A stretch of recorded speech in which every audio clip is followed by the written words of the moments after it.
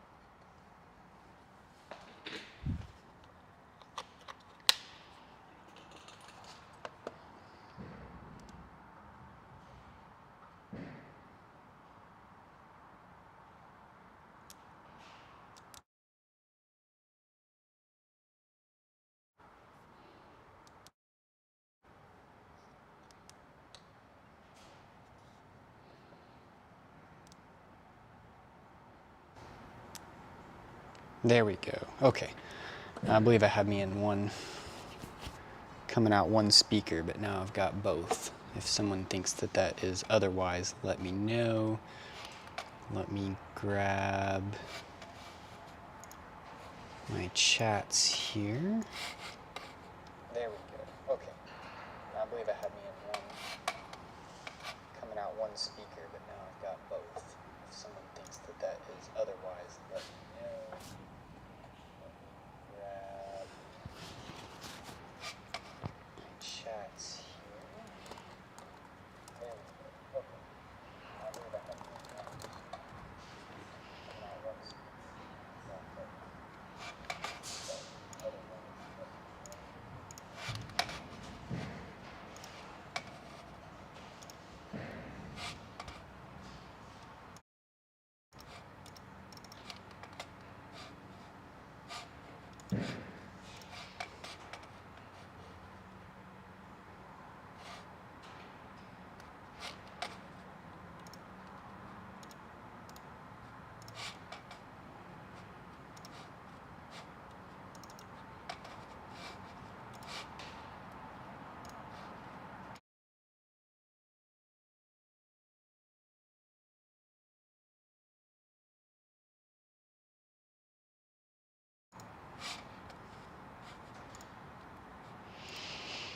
Good morning to you, Mr. Stephen Bond. Okay, now I've got my chats working, so that's always good to have as well.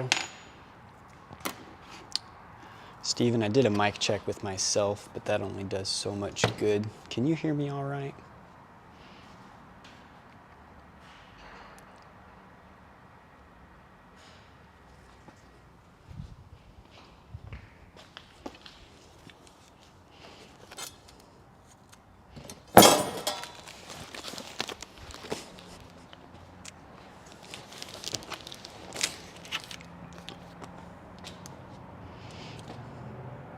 Gotta be way over in the middle.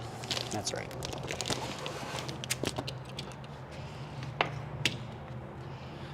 Cable 72, the one. Thank you for the mic check. Secret Society, welcome to the chat. So yesterday was exciting. Seems like every time I order batteries, it takes longer and longer than for them to get here. But I got 32 boxes, which is a little annoying when I'm driving home from dropping the kid off at school trying to listen to a podcast and I get 32 consecutive texts from FedEx that I have packages out for delivery. I ended up just giving up and stopping my podcast because I couldn't figure out how to get Siri to stop telling me that I got a text from FedEx. Anyway, but it was a great day because then they dropped off 32 boxes. What's funny is when they drop off one box, they come to your door and they might like hit the doorbell and then drop the box and run. When they drop off 32 boxes, they just back up to your garage, or this is for me anyway, unload 32 boxes, and the only way that I knew that they were there is that I then get the delivery notification. So like by the time I'm going out to the garage to open it to, you know, say, hey, thanks for the boxes, he's already driving away.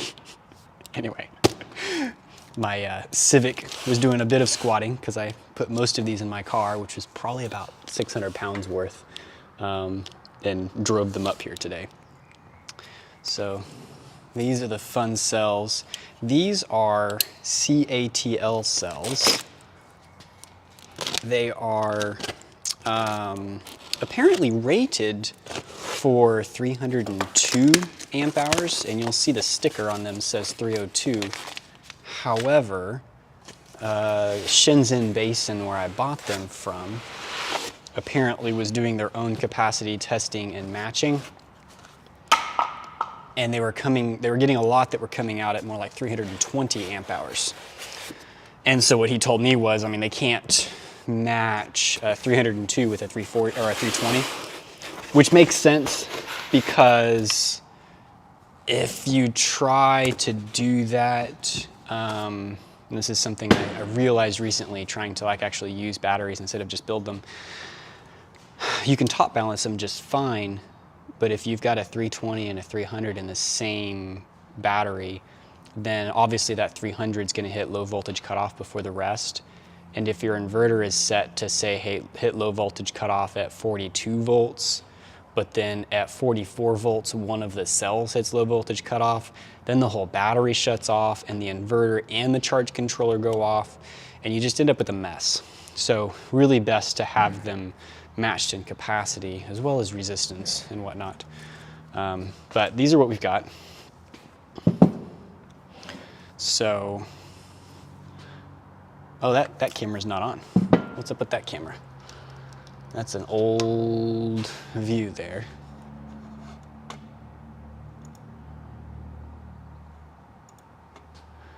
Let me grab my camera here. USB says it's connected, but let me see if I've got something messed up here. That looks correct. Maybe unplugging it and plugging it back in will help. Bum bum ba-dum bum. It'd be sad to only go with the front camera today. Let me go straight to my computer on this one. I got this cool little hub which is working for one camera, but who knows, maybe two cameras can't go through there. And I see your question, Mr. Hutton. Let me see if I can get this working. That did nothing for me.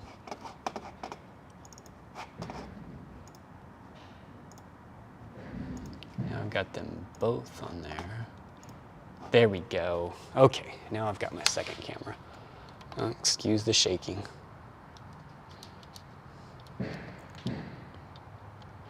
He asked if I've ever used the Bluetooth app for the Palmister charge. Oh, look, now the other one's gone. What's up with that? I know I can have more than one at a time.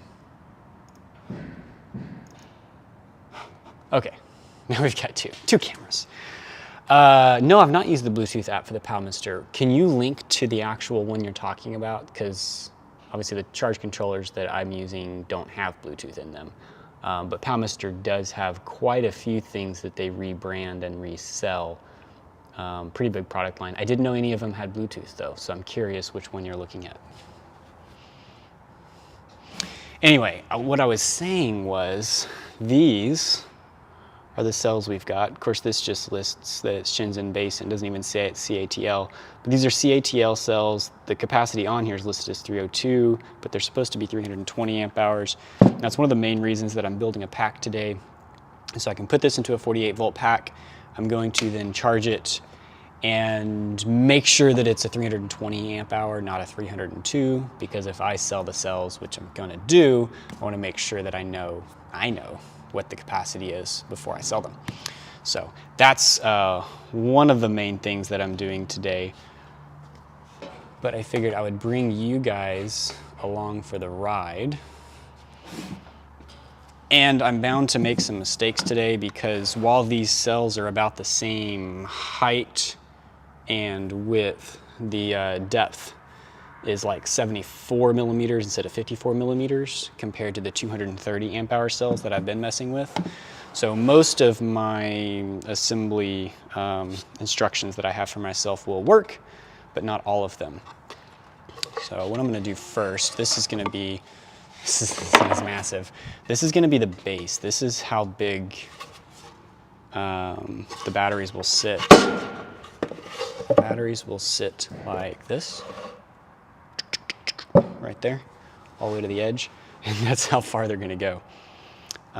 It's going to be quite large. I mentioned in my post that I put out last night about how heavy it's gonna be, and it's gonna be 16.384 kilowatt hours, and I think that I will need a forklift to move it around. Unless Cable 72 wants to come up here and help me heft it, but actually the forklift works pretty well. I can just put it right up to the table and just scooch it over. But definitely a two-man job once it's built. So I need to get the other end cap and stick some holes in for some washers. Another thing that I decided to do with this one, because usually I will just drill some holes and stick some screws in, and that kind of holds the bottom in place. The end caps will sit here and then the bottom sits here, and I would just have a screw in. So what I'm gonna do with these though, considering it's considerably more hefty than my other batteries are gonna be, is do like this. And then the bottom will actually rest on this angle iron and provide me a little more support. So that means that I need to drill my holes in a way that I can just run my all thread through here, and that's what will hold this angle iron up for the bottom to sit on. Let me grab my other end piece.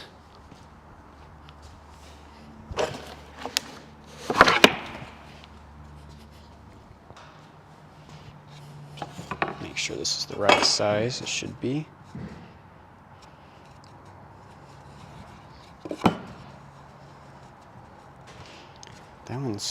That one's just not quite, it's a little out of square. I'd rather use one that was dead on.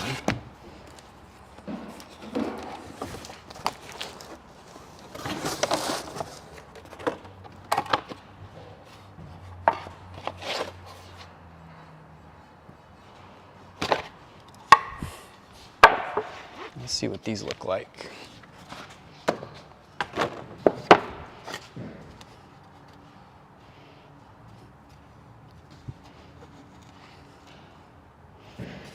That's more like it. And here's one with holes already drilled. Let's see where those holes are at. Where are my... I'm already losing things. Can't be losing things already. Washers. These should be, yeah, these are right out at the edge. The problem is that bottom one ended up moving down, because I really want that down at here instead. So I will not use this piece. I will not use this piece that already has pre-drilled holes. I will do this.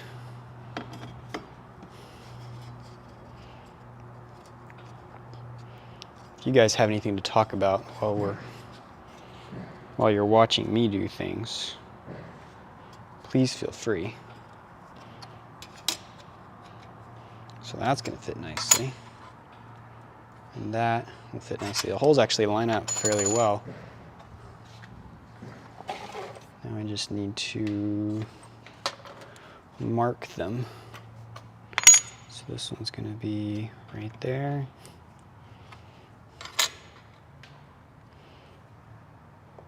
And right there.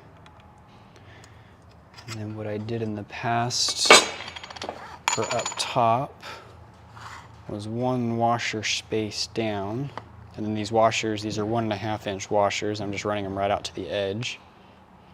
I'll do one there.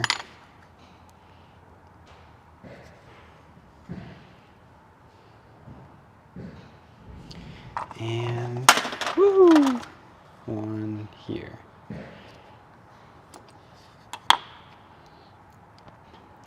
I had the choice of 2 BMSs for putting this battery together. I could have used the 100 amp or the 200 amp. And of course that's showing how much power you can pull out of the battery at a time.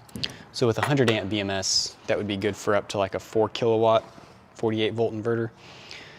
But I thought that would be a shame for a 16 kilowatt hour battery. So I'm gonna use the 200 amp BMS. That'll be this behemoth, which is in fact the relay based. You can see the big relay here. So that runs out to my negative bus bar, and then of course up to the battery. So we'll use this 200 amp BMS, which has been performing well for me. What's handy with that one is that it'll work with 24 or 48 volt batteries. So universal.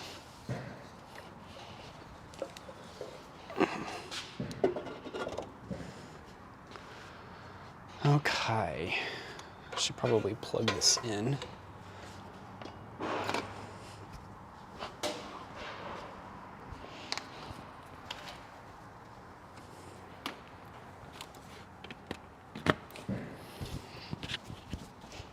When I'm moving around, am I like scratching and making noises?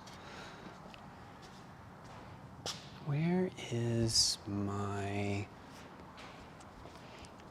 I need to make a more comprehensive list for all the tools that I need. Here it is. I need to hold these boards together real tight so that I can make the holes in them.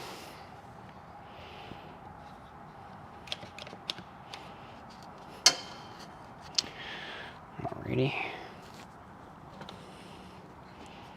And this is a 5/16 bit. That doesn't fit. Why doesn't that fit? I must have been doing something else with this puppy.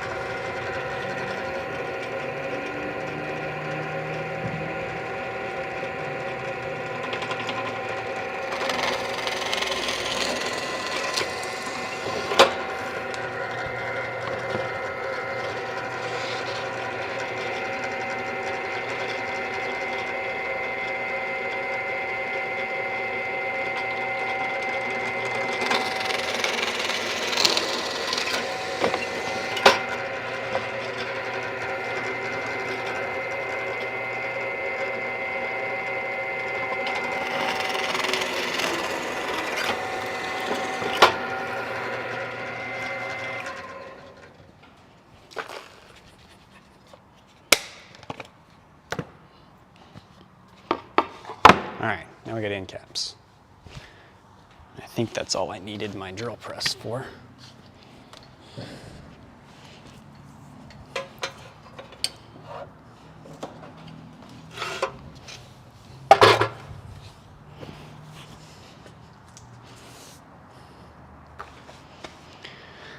Okay.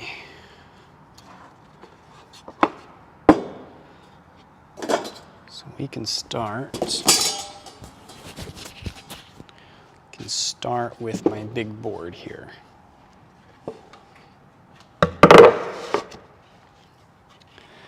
And my board with the slots will be the front.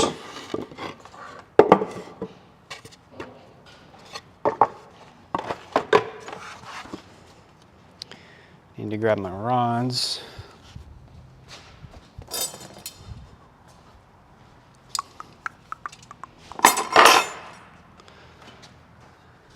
This week has been exciting. I've been looking for an inverter for my house, a battery-based inverter for my house. I've probably said it on here before, my take on inverters, charge controllers, etc. It's mainly most inverters or setups, right? Is you can go off grid, you can go on grid, like grid tie, no battery, but doing both is expensive, and it is. It's much more costly to have an inverter that does battery based and does grid feedback, because a lot of times you got to be like that UL listed, especially if you're going to be, because if you're back feeding, it's got to be a UL listed inverter, right? It should be. So I've looked for a long time for something for my house, because I've got an 8.4 kilowatt grid tie set up, but I didn't have battery backup. I had the secure power, so I can run things during the day while the sun is shining and there's no grid, which is nice, but not quite enough. So I've been looking and looking, because the Solarc is what I would really want, and they are like $8,000 for an 8 kilowatt inverter. And it's just expensive, you know, and at that point you can do the 48 volt battery, and it's a really nice inverter. So recently, in the last few months, I found out, you know, from other people, because there's a lot more smarter people than me on the internet, that the Solarc inverter is actually just a DI inverter. And I might be saying that wrong. If you guys know how to pronounce it, it's D-E-Y-E. And they take the inverter and they add custom connections on the bottom. So like the breakers for the battery and the AC and the PV input and stuff is a little bit different on the DI versus the Solarc. Solarc, of course, provides their US-based support and whatnot. So there's value there. I just don't know if there's, you know, that much value there. Because you could buy the DI inverter, which DI sells single phase, like 240 volt only. They sell split phase, like what you would have here in the US market. And then they can also be configured as 3-phase, which I think you would do. I guess you can do that with split phase or single phase. I think that their split phase inverters can be configured to just do 240 volt, which I guess makes sense. You just wouldn't use the center tap. You would just use the 240 and be able to get 3-phase out of it. You could do any of those. But for $8,000. So the DI though is more like $2,000. Now, you still got to pay shipping. Be nice to install these in the correct order. Still got to pay shipping out of China to get it here. So, you know, it might be more like $3,000, but still less than half the price. So I was like, great, I'm gonna go get a DI inverter. Well, recently, and I think it's in the past 6 months or so, Solarc has apparently cracked down on other people importing the DI inverters to the US, because they're supposed to have an exclusive for inverters in the US for that model. Which I get it, protecting your own stuff, you know, is fine. So I looked and looked, I contacted a lot of different suppliers, and every one of them that had the DI listed or some branded version of the DI, you know, I'd be talking to them and they'd be like, oh, no, we can't sell that anymore. Or, oh, we're not shipping that, or we don't stock that, or something. It's like, it's pretty consistent across the board, which to me is surprising, because to get that much consistency out of companies in China, in my opinion, is quite amazing. So I gave up on that and I started looking for alternatives. And there are a couple of companies, Mega Revo is one of them, and who I don't know how to pronounce it, but they both have competition that they've come out with just in the past year or so. And both of them were supposed to get UL listed this month. And I was like, okay, well, you know, I can go with one of them. The Mega Revo, there are some people that have received it and aren't terribly happy with the way that it's acting, because there's a lot of features in an inverter like that. One of the main feature that I want is the zero consumption option. So you can put current transformers coming into your house, and you can just backfeed enough so that you're not pulling from the grid. And that's really neat to me because I want to reduce how much I'm putting onto the grid or pulling from the grid during certain times of the day, because I'm kind of on a time of use plan with my utility. So if I could do that, if I could have a battery that would supply. Hey, C-Man. Yeah, cutting wood is important. You got to do that in the summer so that it's ready for next winter, right? Or the next winter, depending on how long you got to let it dry. Good to see you. So I want something that can store energy in a battery and then use that battery to kind of supply the house, backfeed the house, but not the grid, just enough so that I'm not getting it from the electric company. And so that wouldn't require a very big battery. Honestly, something like this would probably be fine for me. Maybe even something a little smaller would probably be fine. So the Mega Revo is at about the same price point as the DI. The Huai is a little more expensive. It was about $1,000 more than the, but I think it was also like a 10K or a 12K version. So I actually bought myself a Mega Revo this week or last week. So it's on the way, be here in a couple months maybe. But then I was talking with some people on Facebook, and he was talking about, you can get it, you can get it, you can get it. And I was like, I mean, okay, but where? And he's talking about being able to get the DI inverter. So sure enough, I went back and I looked through some of the places that I contacted and recontacted, and I was like, oh yeah, we'll send you one. So I'm getting a Green Sun, which is, it's a DI rebranded, it's just a badge. So now I'm gonna have two that might do the same thing. I'm not very confident in the Mega Revo and whether it'll actually work. So that's exciting. That's an exciting thing that is happening for me anyway. I don't know if you guys have anything going on with your stuff that's exciting. I'm not sure that I have enough. Oh, you know what? I was supposed to custom cut some of these. That's all right. I will just stick these in to make them work. You guys are like, what are you talking about? I didn't think about these being a different size for this battery because, of course, these go long ways. This is made for a 230 amp hour battery, and these are going to be the 320s. These Basin batteries are CATL manufactured. Yes, these are CATL.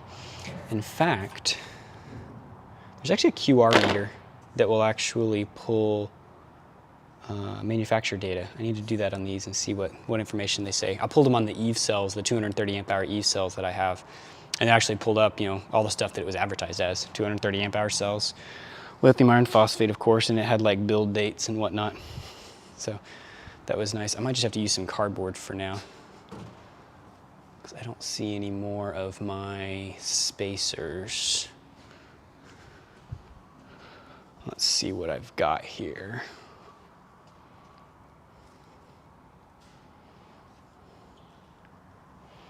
I wonder if it'll be loose enough to do cardboard. So if we do this guy.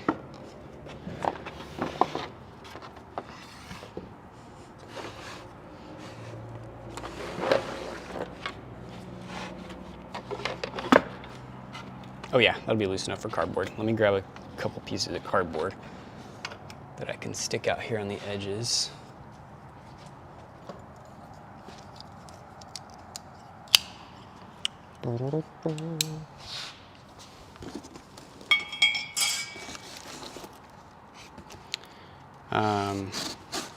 So, and of course, the other thing that was exciting was these batteries coming in, because this allows me to continue getting some batteries tested and sold and order some more and just continue the vicious cycle.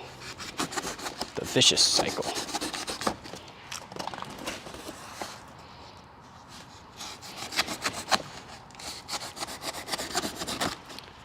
Of the people that are watching, though, if you don't mind sounding off, I'm curious which of you are dealing with grid tie type things, or if you're purely off grid.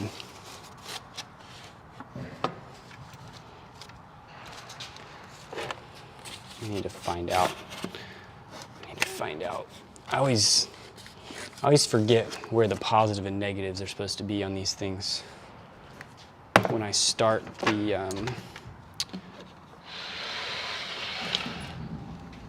oof. Yeah, I can do this. There we go. Now we can see the orientation of this battery. I'm gonna go look for, let's see, so if we go, when I get to the very end here, I want negative right here and positive over here. So negative, so I should know this is an even number, right?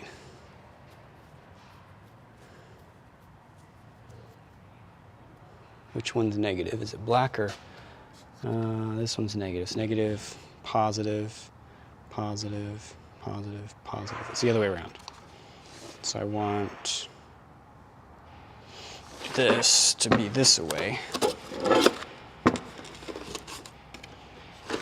Like that.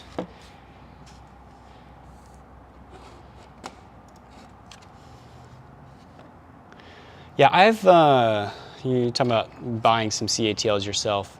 Consider through Beene. If you tell them Beene sent you, I might get a little kickback from it. I haven't actually received one yet, but you know, they tell me it might work. They tell me it'll work, but I don't know if anyone's actually bought any. Bene's always been good to me. We've probably bought 200 or 300, more cells than that from them, of varying capacities and brands. And Eve, CATL, and Lycian, we've all had. And I've had one Lycian cell come back. I don't know for sure exactly what happened on it, but I just went ahead and refunded it, and I haven't messed with it. But other than that, I have had no problems. Apparently I don't have my phone in Do Not Disturb mode.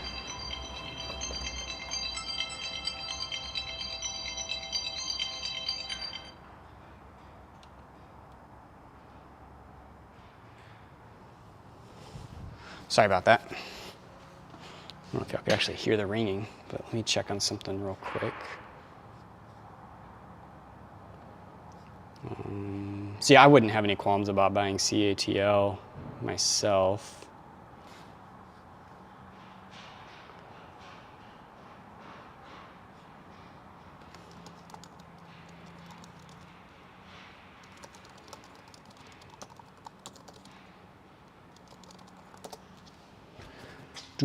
I need to grab more boxes. These boxes only have 2 batteries each in them. It's gonna take a lot of them.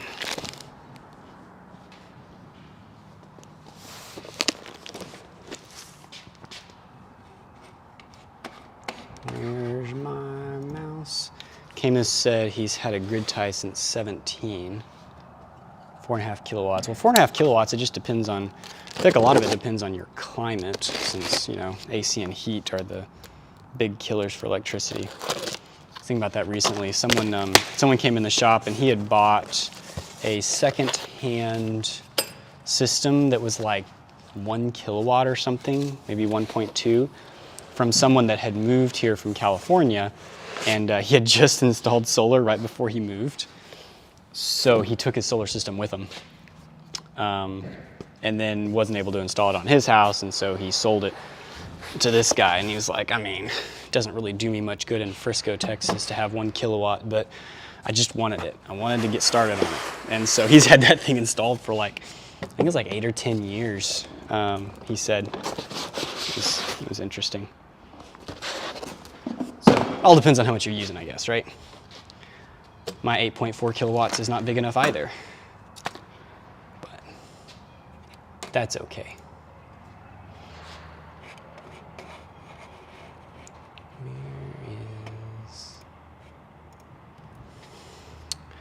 So I realize the title is probably fairly self-explanatory, but the plan today is to assemble this battery. Primary reason, this is for the people that, oops, what did I drop? The people that weren't in here earlier to hear me say it. I just got these cells in. These are labeled as 302 amp hour CATL cells from Shenzhen Basin. I always buy my cells from Shenzhen Basin. They've not done me wrong yet. And while they are labeled as 302 amp hours, supposedly they actually test at 320, and so that's what they sold them to me as. So today I need to build a setup so that I can then test it and not chop my arm off here, and make sure that it's 320 before I sell them as 320 amp hour cells. Let's see if that's right. That ain't right.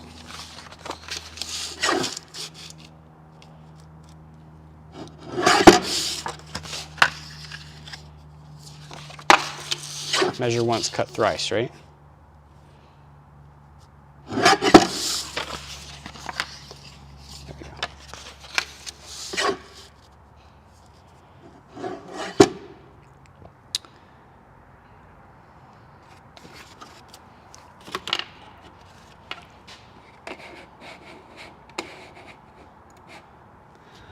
So you get 30 kilowatt hours a day off of 4.5 kilowatts. That's like over 6, right? Over 6 sun hours.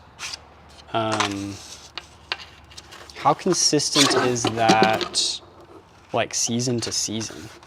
The other day, because this is kind of like peak production season for us here in North Texas, because we have, can I talk? 8 is what I need. I'm sitting here wondering how to make sure that every single one's the same, and the stupid thing has a measuring stick on it. So, you know, that's helpful. I think we hit like 6.75 the other day, sun hours. So we have 8.4 kilowatts, and it was like 60 kilowatt hours or something. I forget what the number was, but I think it was like almost 7 sun hours. Which I guess is fine, because it's like, it's average. Our average is like 5 sun hours a day for the year, which means obviously in the high production months we would hit more than that.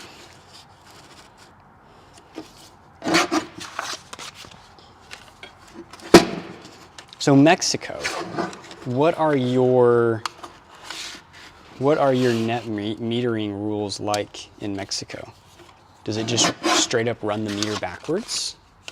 Or do they have smart meters? Or talking as if it's a third world country. It's not really a third world country, but I'm curious. I don't even know, like, is that a, is Mexico, like, is the grid one big public utility from the state?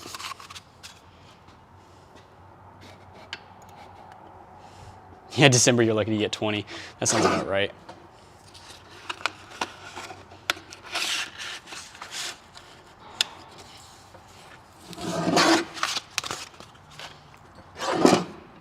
I've got this space on the north side of my house, and I think I can put about 8 kilowatts of panels there. And I'm planning to do a very minimal ground mount system, more or less flat on the ground, not up on stilts, and run that power into my Mega Revo or Green Sun inverter, whichever one gets here first.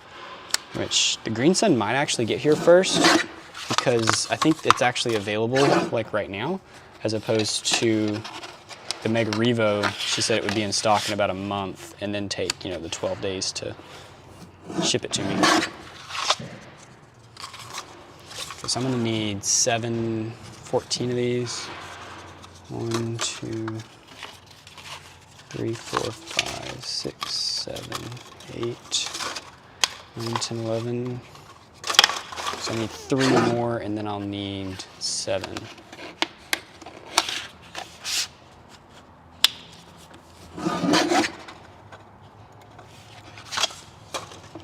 So in North Mexico, they're 1-to-1 credits. You can do smart meters if you want, but you can also just let it go backwards. Nice! Man, that's, you can't get any better than that. Just run a manual meter and run it backwards. That's brilliant. So the CFE is state-owned.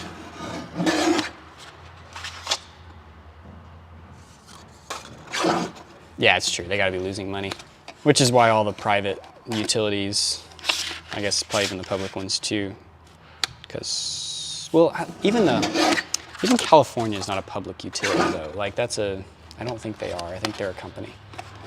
But anyway, odd fact, the Encore here in Texas is actually owned by Simple, who is a California-based company who owns some California utilities. I don't know if it's PG&E that they own though. That's the one we always hear about is PG&E, because they are the ones that are hard on money and wildfires happening due to their lines being not maintained well.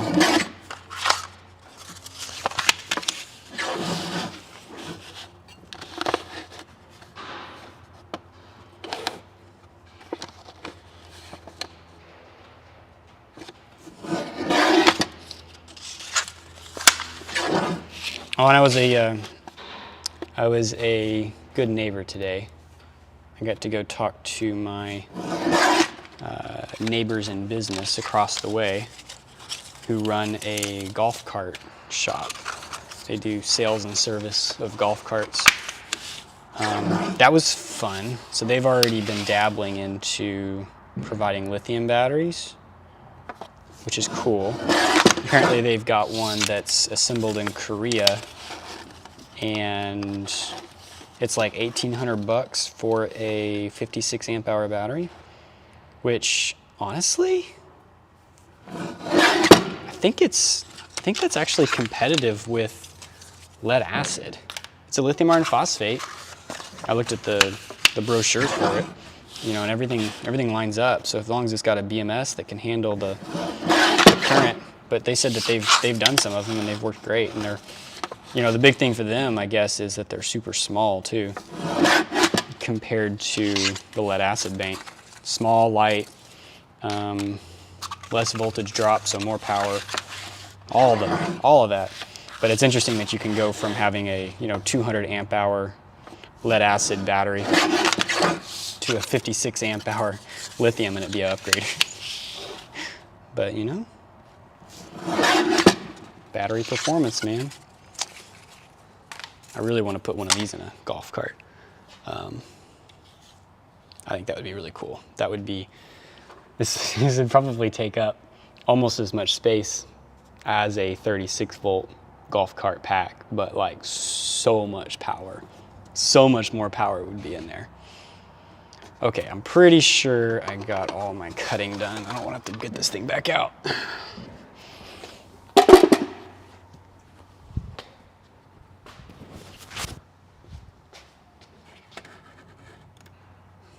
Believe the future is off-grid for homeowners at least. Battery prices are going to plummet in the same way PVs did during the last decade. EV revolution will make sure we get cheap batteries. I agree. I think batteries next. I don't know if off-grid batteries are next. I think that on-grid peak shaving batteries are here. They are here. They are affordable in places where peak shaving is needed, like in California. But a lot of other places are doing it and more or less requiring you to get a battery if you've got solar, because it doesn't make any sense. The monetary doesn't make any sense for solar if you don't have a battery. But you know what? If you can also integrate that and say, well, now I've got a battery and I've got backup, then even better. If you don't trust the grid. Or just need that security. And a lot of people do. A lot of people do. For me, it's mostly fun.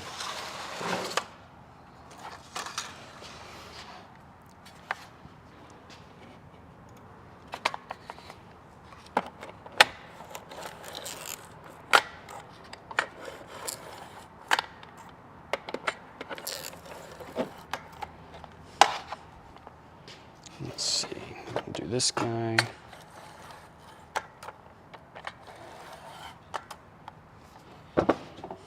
these batteries are significantly heavier. You know, they're bigger. It makes sense. I've just been messing with the 230 amp hour cells for so long now.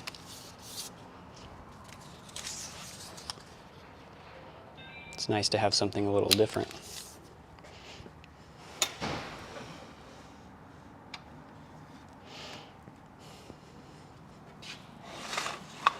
So yeah, if anyone's in the chat that wasn't here earlier, obviously I'm building a battery today. The reason I'm building this battery, and I apologize for all the people that I'm saying this to yet again, because you're like, why don't you just say your intro once? It's kind of weird with a live stream, and I'm still trying to figure out live streams and how to make them entertaining and useful and fun. Because I think the biggest thing with live streams, I'm just totally getting off on rants here. The biggest thing with live streams is the engagement, right? I want to talk to you guys live and have some fun, get some video ideas. Last live stream I did, I ended up getting a trade, got myself my first electric vehicle, which was, I suppose, technically a hybrid that I've just kind of decided is going to be an electric vehicle. It's a series hybrid though, so it's easy to make an EV. So it's a great place to engage, I think, for live streams.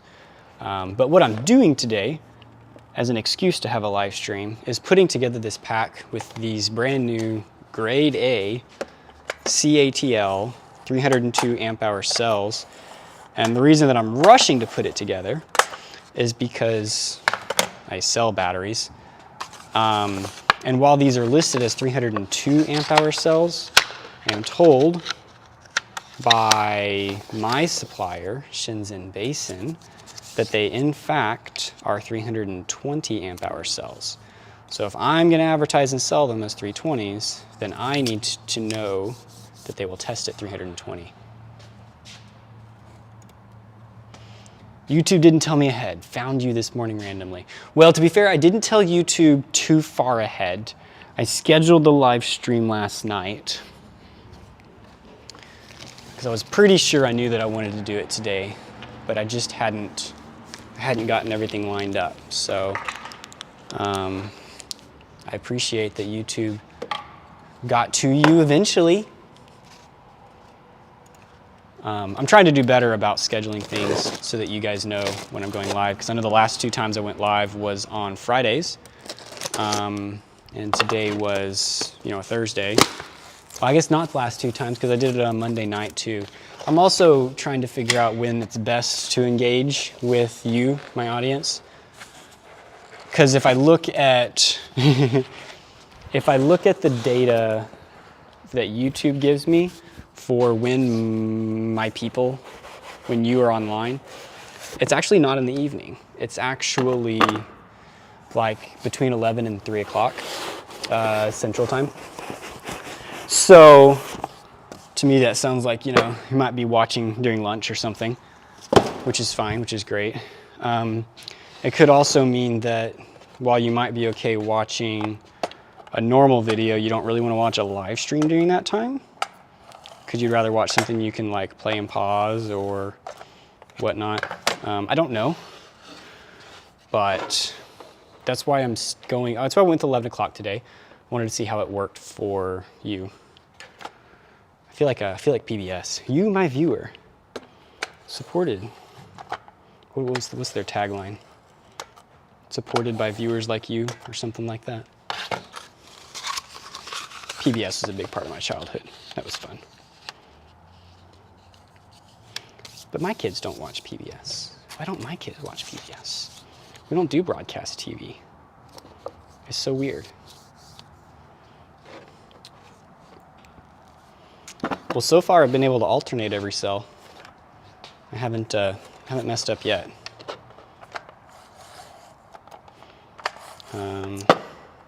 Yeah.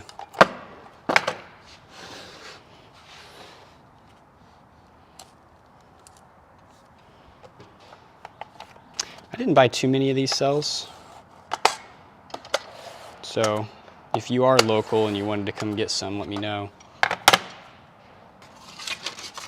need to make another purchase, because as things like this go, by the time you get them, you should have already bought more a month ago so that they were on their way.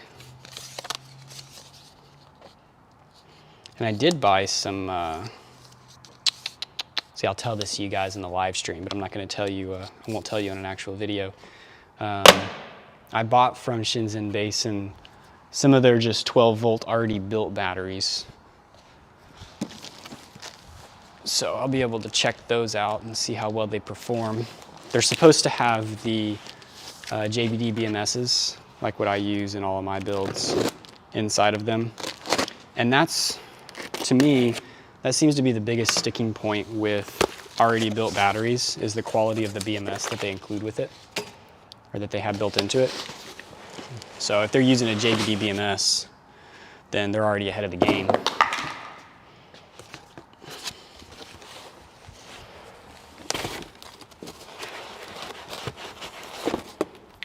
Tell you what, these things are packed well.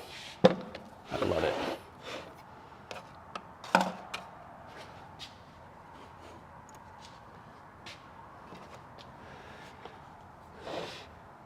So Tiny Solar Shack really likes the daytime live stream.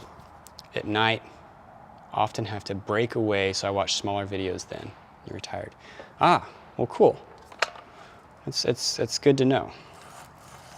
Thank you.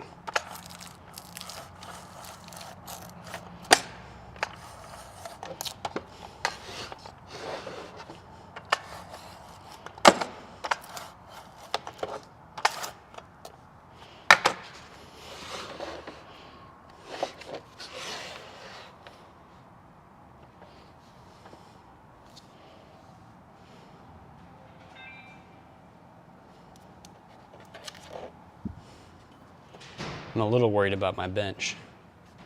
This thing's only so sturdy.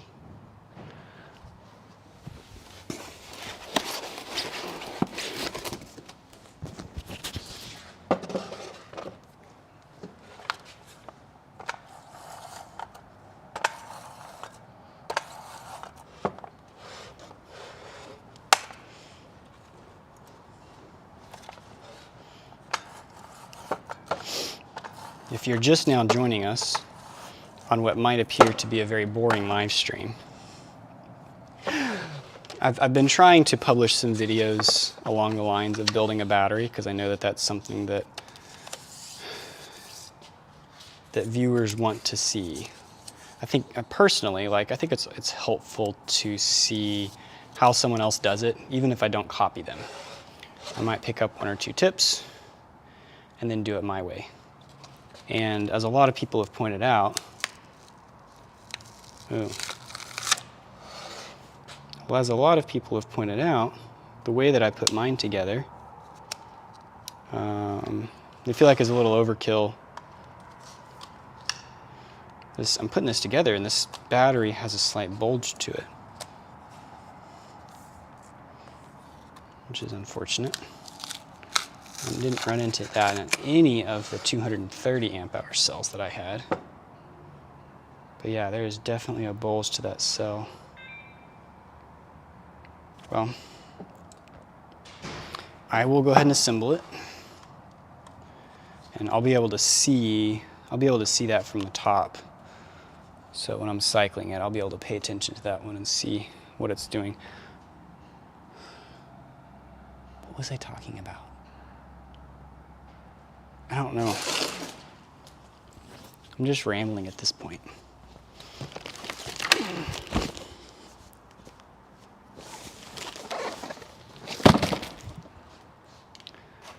I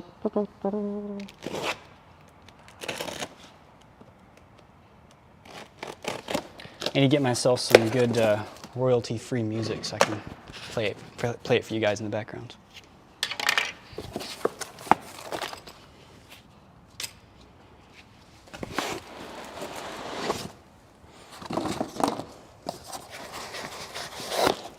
So I always assumed that it was the Shenzhen Basins of the world that did the bus bars, because they just got a hold of the cells and then would get the bus bars for you to be able to put them all together. What's interesting though is that these bus bars are of a different type than the ones they send with the Eve cells. It's just the solid, I assume copper to be able to handle that current, which I don't like as much. I'd rather have something that has a little bit of a bend to it. But that's another reason to capture the battery and not let it move around a lot, so that you don't have stress on the terminals. What am I doing here? Paper.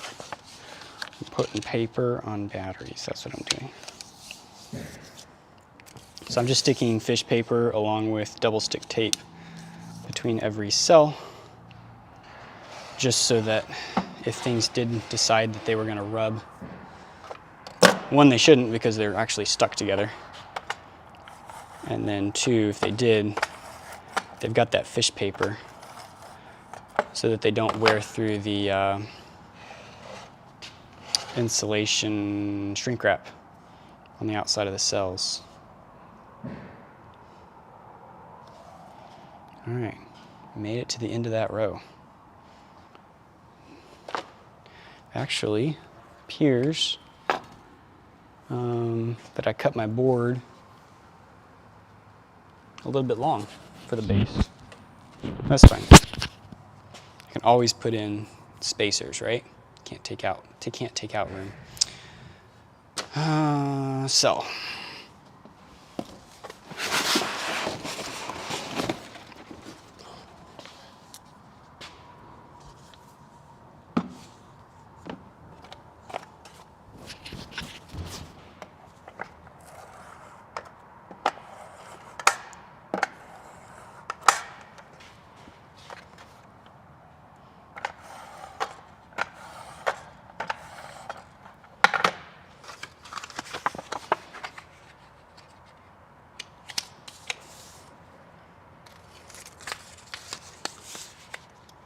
Oh yeah, I was talking about my my neighbors in business across the way. They have a golf cart shop,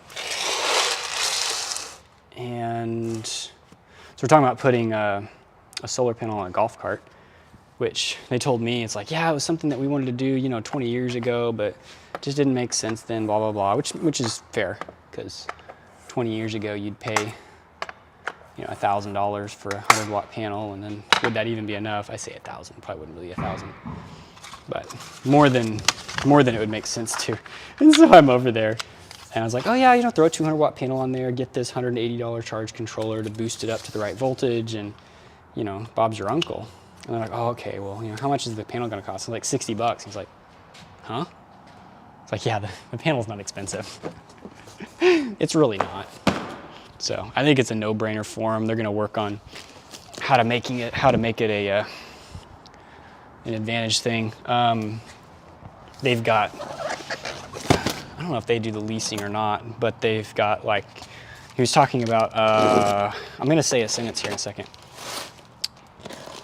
What was the example? The example was a golf cart, right? A range, country club, whatever it was. He said that they lease enough carts to make sure that everyone's going to have a cart, but then also so that some can be sitting charging while the other ones are being used. I was like, so if you've got them charging while they're out on the course, that's brilliant, because you can reduce the number of carts that they have to lease. In addition to the fact, if they're just sitting over there charging in the sun, they don't have to be inside where all the chargers are.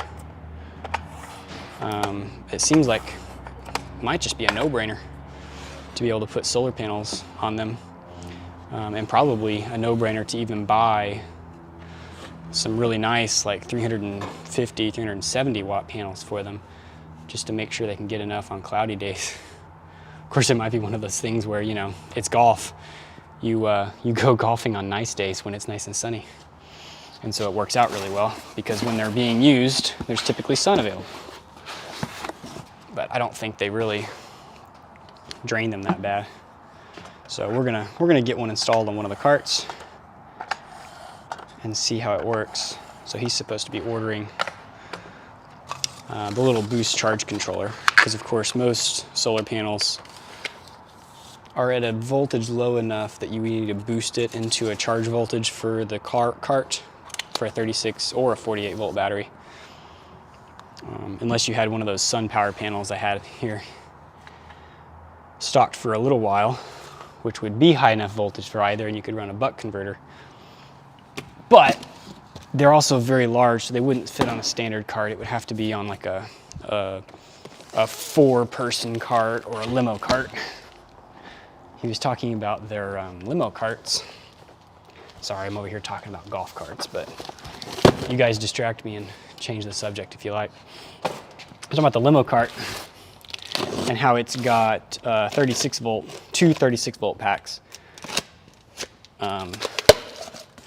which I thought was kind of interesting. So I guess it's got 2 separate areas for batteries, and they just run 36 in each, and then parallel them to run the cart for extra range. But I could probably fit 2 or 3 panels on the roof of one of those, or even do one of the big sun power like panels and be able to buck convert it. But probably easiest to just run the same type of charge controller for all the carts. And if you're able to put multiple panels, just run multiple charge controllers, no big deal. But I might have to go see if I can find what some affordable charge controllers are. It may not matter. I'm rambling now, as if I wasn't before.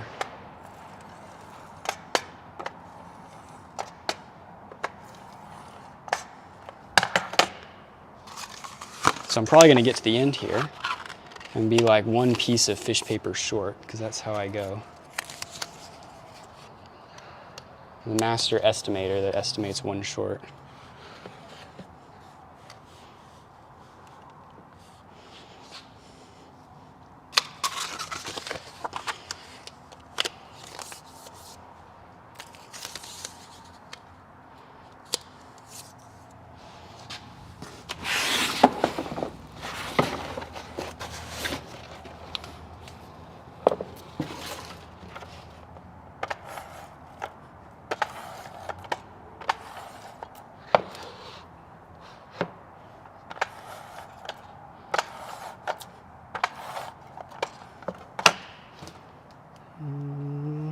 Look at that, it's facing the right way.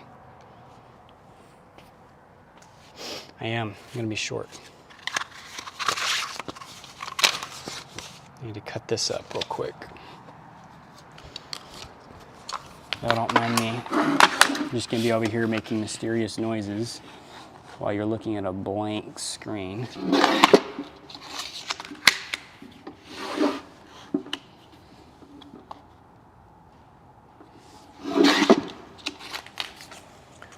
Ooh, while I'm over here building a battery, are there any new products that y'all have seen? I was just looking today at BMSs, because I was looking to see for the instructions on this BMS, which wires go where.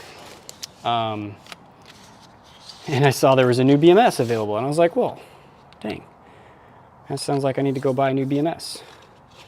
So I could get 200 amps without having to do a relay-based BMS. It would still be a MOSFET-based. I was like, well, that sounds like something worth trying out. Of course, it looks like the BMS is going to be like that tall, which I could probably make work. There's also the BMSs that are like the ones they use in the rack mount batteries, and they can communicate with inverters.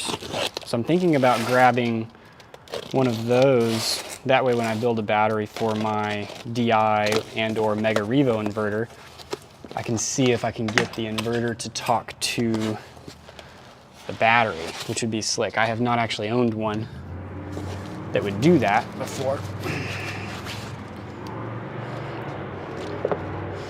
So that'd be fun.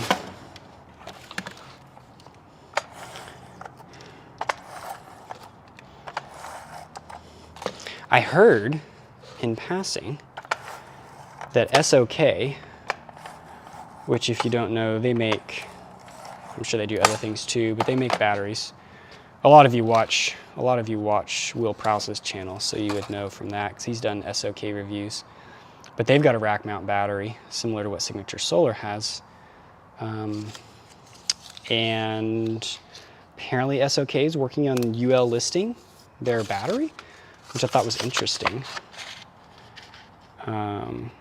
That whole thing is going to be interesting just in general, because last I read, NEC 2017 is fairly lax. Like they do have some battery regulations, but it was like, oh, we need battery regulations. And they actually have some provisions for DIY batteries with NEC 2020.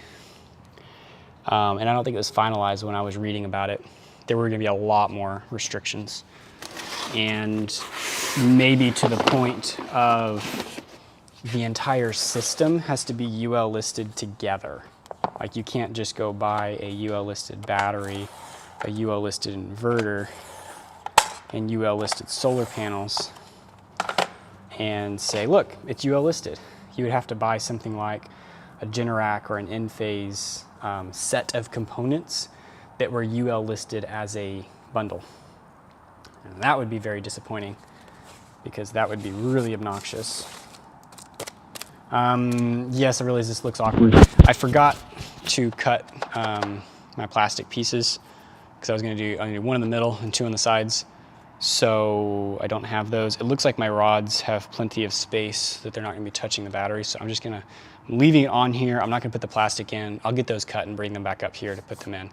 But I like to use these as insulators long ways in the battery. And then I use the fish paper in between. At some point I might just go ahead and put this in between as well. I feel like it'd actually add a significant amount of space in the battery though. So I'll have to play with that. So for now I've got some cardboard I'll put at the ends just to make sure that the rods don't hit the cells. But out in the middle it should be fine. So let's see if I can get my end cap on here. I think I've buried my end cap. Oh, look, I got some things I can stick in here. Like that.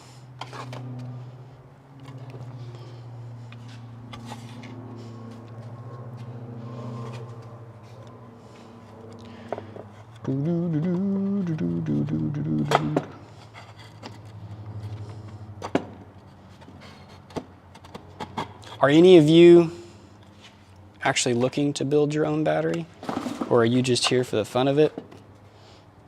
I was saying earlier that I think the point of live streams is really to have engagement with the community so that we can all hang out, not so much as this is an instructional video or whatnot. Not that I'm really that great at, straight up instructional videos, but I was kind of contemplating that myself, because it's like, what is the point of a live stream? And to me, this is kind of like an in-between. Like, I'm not just straight up instructing. I'm kind of showing you what I do. But I'm hanging out with you guys and learning things from you, hopefully.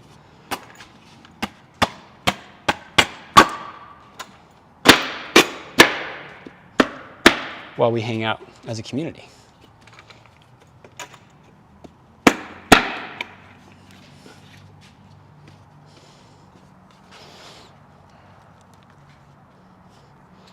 That's working well so far. Now I need to scooch this around a bit. Maybe I should go ahead and put my glasses on. So now I need to put my angle on here.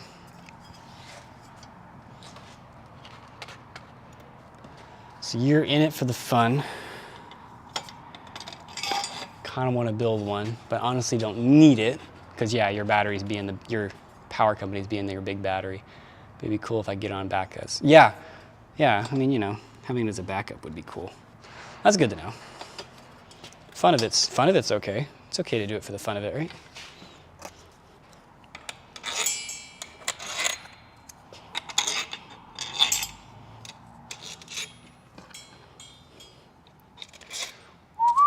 Oh, I think that's what I lost earlier. It was a lock washer. That's right. Instead of digging around on the floor, I'll find that under the forklift wheel at some point and instead just grab a new one. This thing's gonna weigh like 200 something pounds, I think, by the time I'm done.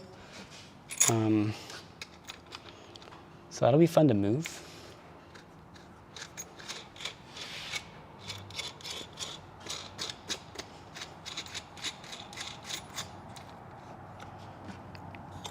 But that is what it is. I would like to make it slightly more modular. Like, there's a reason that the rack mount batteries are 100 amp hour, because you make them too big like this and it's like, well, how are you gonna transport that? How are you gonna ship that? How are you going to X?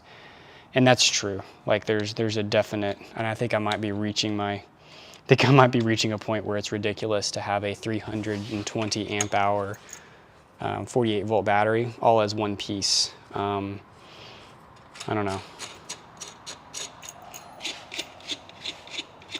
So Tiny Solar Shack says, electronics enthusiast, ham radio operator, been learning about lithium cells of all types. Probably gonna build out an ambulance as a tiny home. Solar and lithium would be the power, I suspect. Yeah.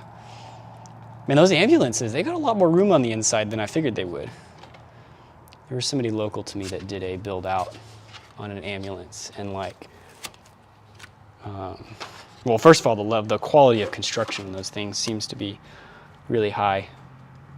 The kind of stuff that they had built into it, so that was really cool. But if you're looking for, I mean, you said you've been looking at all types of lithium cells. When you said ham radio operator, I think of, like, you know, emergency type of stuff, and lithium titanate would be perfect for something that, you know, you want to make sure runs whenever, because it can work at any temperature practically.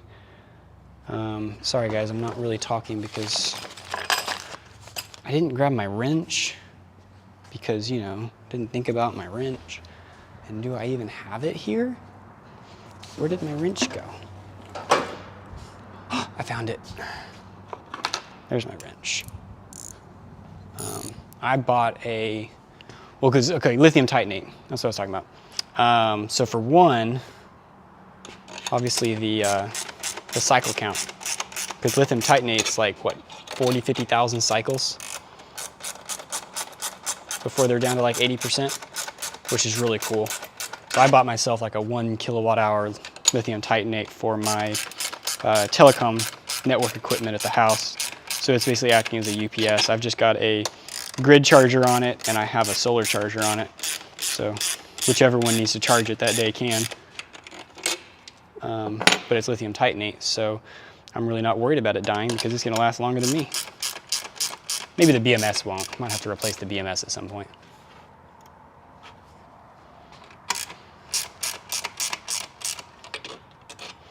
And I'm just tightening these down so that the lock washers kind of go flat. That's about it. Nothing extreme.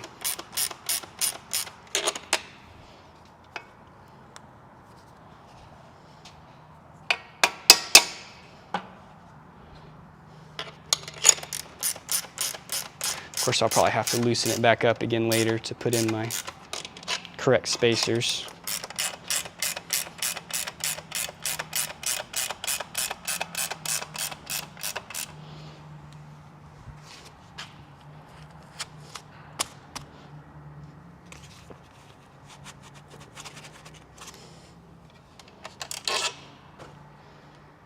But I want to make sure these things aren't shifting around on me, you know? Nobody wants shifty batteries.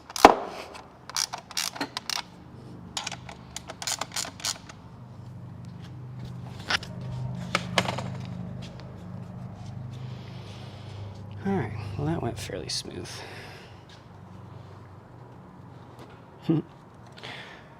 Okay, well, I have a very big battery now.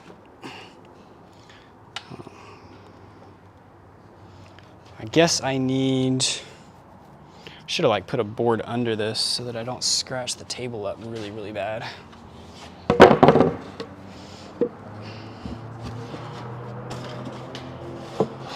So usually I don't have a piece of metal as the base, but I do today.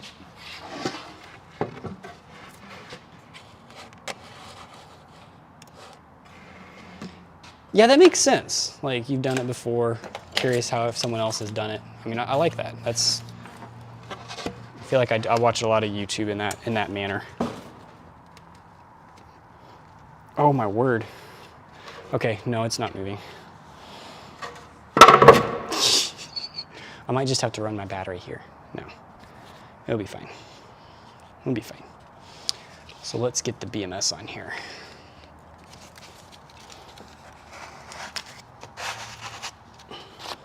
But I kind of wanted to shift it around so that you guys could see what I'm up to. Let's go to this. I'm gonna try a different angle here.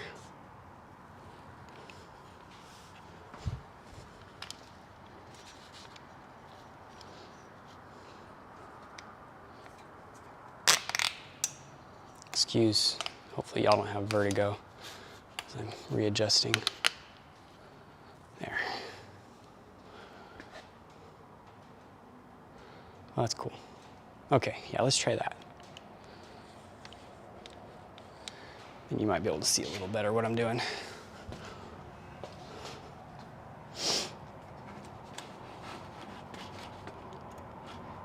Yeah, this thing's a beast. An absolute beast. I guess that's the idea, right? Okay. So the BMS I chose is a beast as well. Oh my word. I did it, didn't I? So I lined up all these cells making sure that I was going to end up with a negative here, but I didn't pay attention to this cell.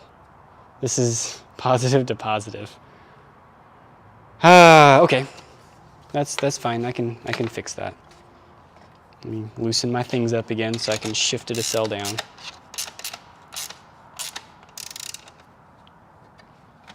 Where are my pliers?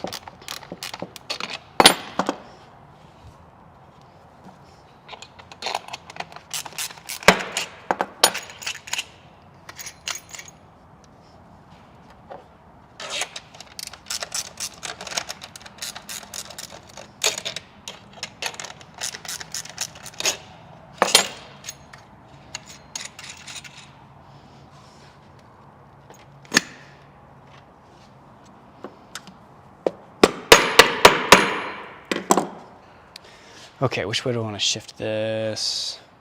I don't suppose it matters. Let's see if I can pull this cell out.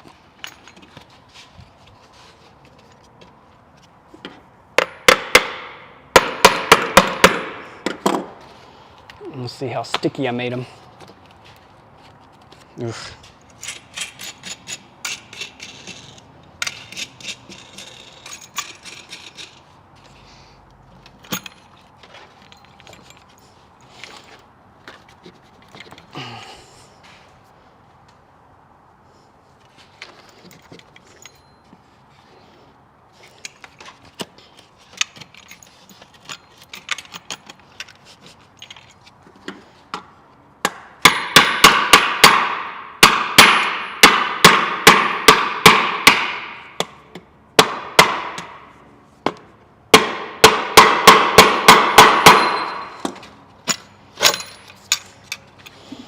I think it might just be because everything is resting on it. Oh, there we go. Okay. This will be fine. We're good. We're good. Now I just got to slide 7 cells down. And I'm going to want this. Give me my fish paper back.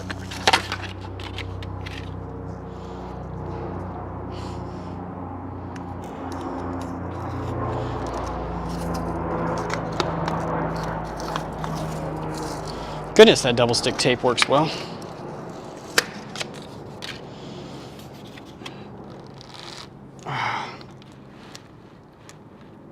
Okay, so that's still good. I need to go in this way. So let's stick some.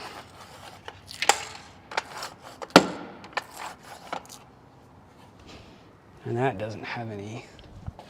We'll just put some double stick straight on the paper.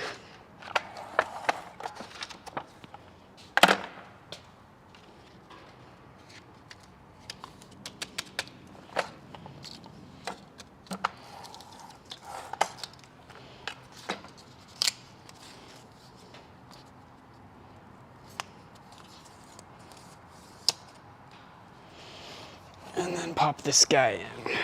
No big deal.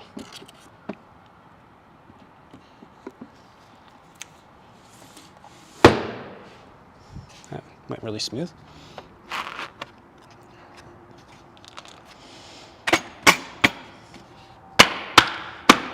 Now my battery goes positive, negative, positive, negative. It's always good for batteries to be in the correct polarity, you know.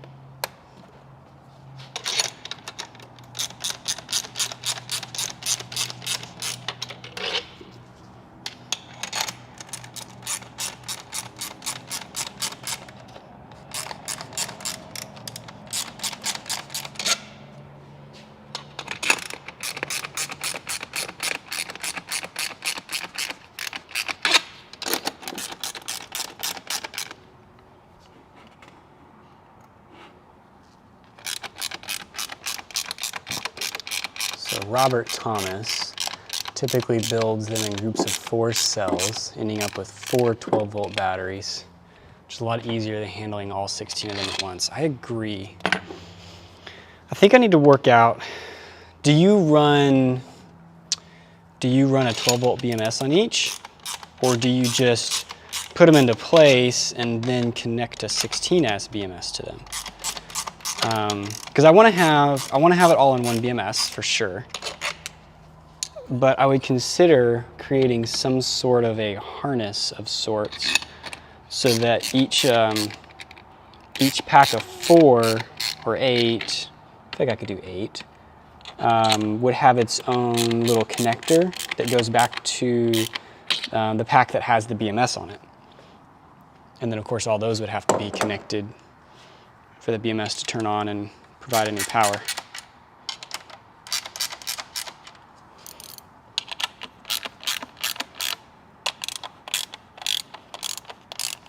Obviously something like this is going to be most compact. If it's going to be built in place, I feel like this would probably be fine. Or even just, you know, rack it on a shelf and then just let them sit there. But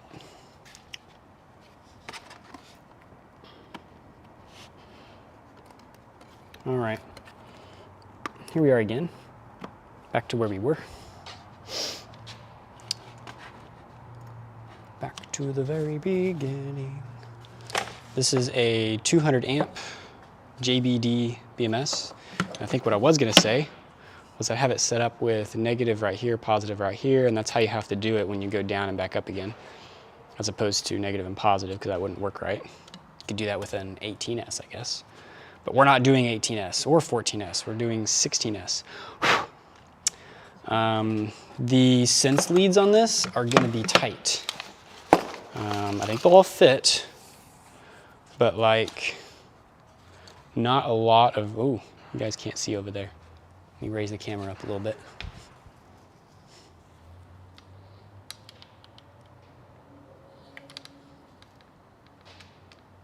Sorry for the shaky. There's not a lot of room here at the end for these wires. So I'm going to mount it in a way where the sense leads are as close to the slot that I've made as possible. Did not think about the fact of my thing over here getting in the way. But that's all right, I can mount on top of my angle. So this wire is going to be coming into here, like so, to get into the battery. So I mount this somewhere like right there, where my mounting screws.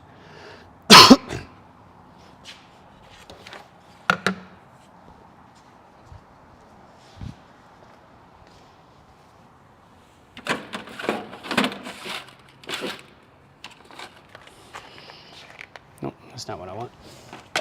That's not what I want. Those are 1/2 inch. That should be fine.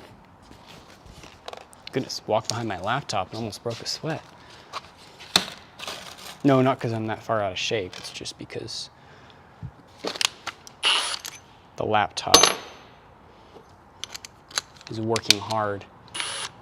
It's working hard. The other thing that I wanted to do, and the only reason I remembered is because I was about to unchuck this 3/8 bit, is later on I'm going to be connecting this to some 3/8 bus bars. So I'm going to drill this out to 3/8 as opposed to re-crimping it, which may or may not be the proper way to do it, but if I ruin it that bad, I'll re-crimp it.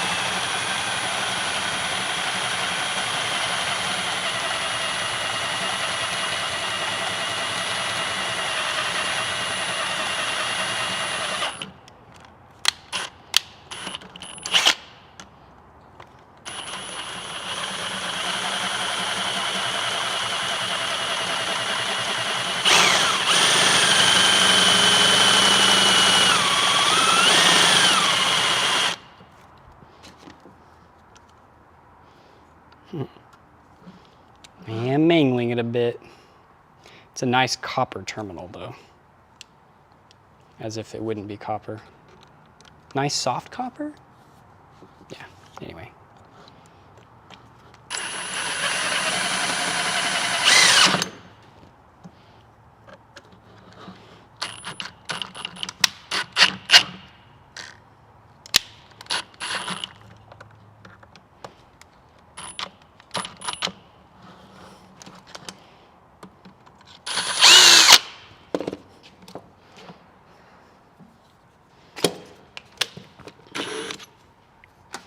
All right, where is my bit? I like this bit better.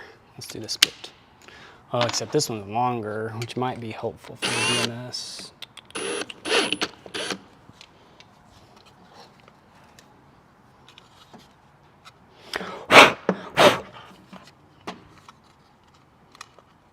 That's interesting, it's a little loose.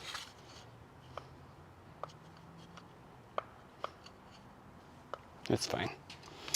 Okay, so this is going to be installed this way around.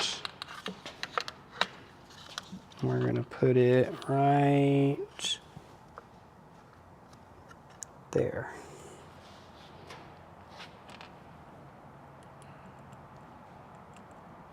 Oh, it's magnetic. That's a good reason to like it.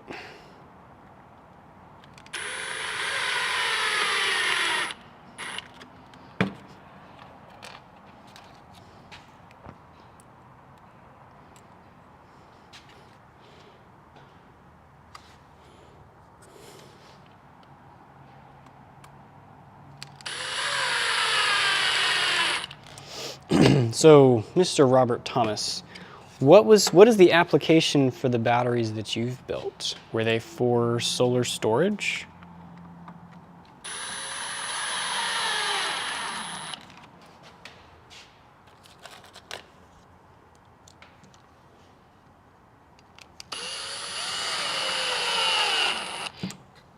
All right, that ain't going anywhere. Looks like it's since lead time. So last time I did this, let's see. Oh, I don't run a BMS at all. On a purpose-built pack, the inverters that I use have programmable parameters for high and low voltage cutoff and charge current limit, so a BMS is unnecessary. So what is your opinion then on individual cells? Because you're not monitoring each individual cell. I realize that a lot of people have done that successfully running no BMS. But I'm always worried that for some reason, an individual cell will hit a lower high voltage, such as if it's out of balance. And then you could damage that cell, and then the whole pack just kind of goes downhill from there. But let's see here. So this guy, did I do the wrong one? Gosh dang it. I drilled this one out to 3/8, when in fact that's the one that I needed to leave at 5/16. This is the one that I wanted at 3/8. I wonder if I can swap them. They are, let's see.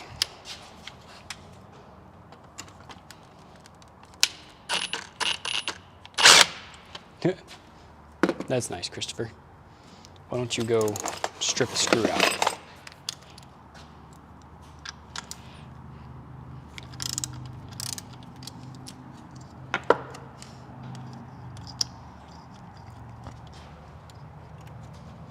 Yeah, I mean, running a capacitor-based balancer is a good mitigation, especially if you don't charge right up to the 3.65 volt limit. I get that.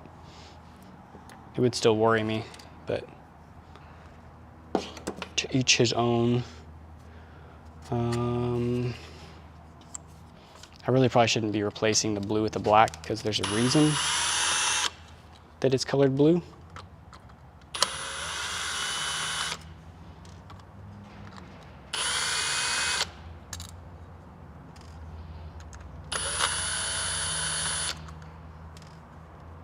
You know what I could do is I could just cut this short and put the right size terminal on it. I'm just gonna do that. That would be the right thing to do because honestly, it should be shorter than it is anyway. Let's put this back on.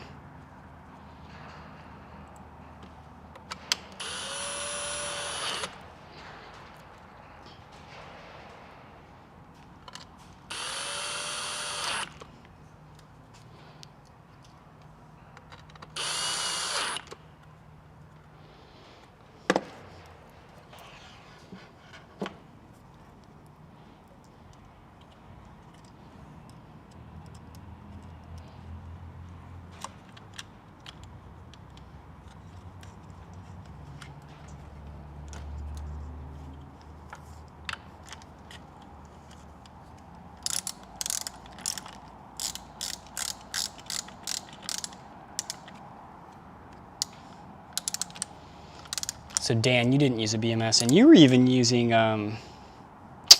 used the volt cells, right? So that's not even lithium iron phosphate, that's lithium ion. Yikes. I'm gonna cut this. I need something to cut with, and my crimpers, and some ring terminals. So this should be a 1/4 inch ring terminal, and this is a 4 gauge wire, I do believe.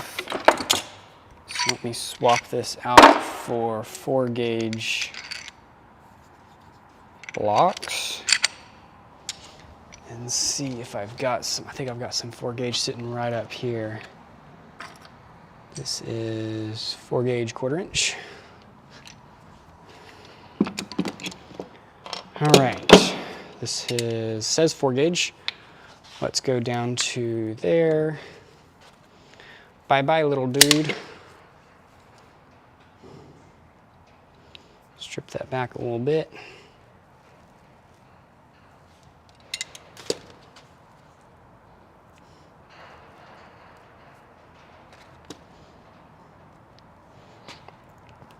Dan, do I have 10 of those controllers? You're talking about the simple Palmister 60 amp controllers? Yes, I do. I apparently was very optimistic about how many of those I would sell. So I'm only just now getting to the point where I need to go buy some more after like a year and a half. It's been really nice not having to worry about it. It's like, yep, I've got those. Yep, I've got those. Indeed. Well, that fits on there really nicely. So let's go right there.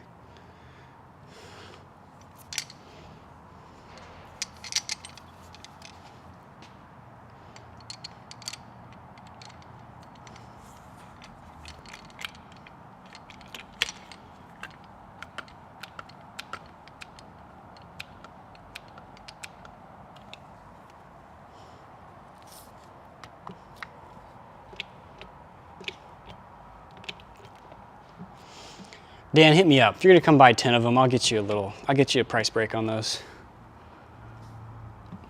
You still got my number, right?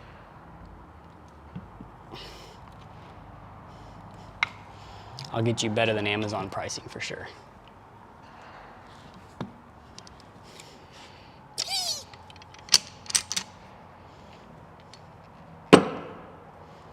Oh yeah. That's on there good.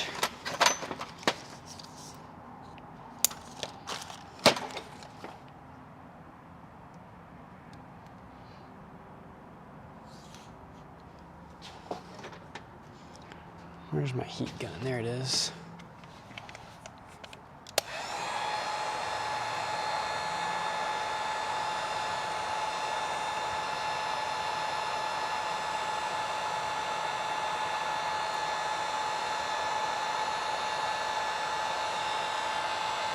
I need to get this done. The sun's hitting my panels now. This needs to be ready so that I can hook it up to the charger.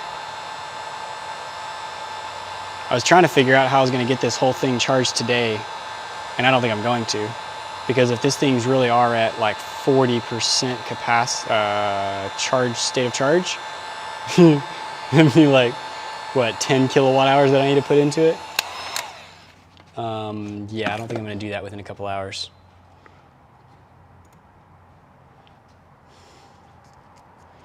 Okay, so there is our main negative, right there. Nice and short. There's one of my temperature sensors. Run that in there too. Now I get to have some fun with cutting and stripping sense leads.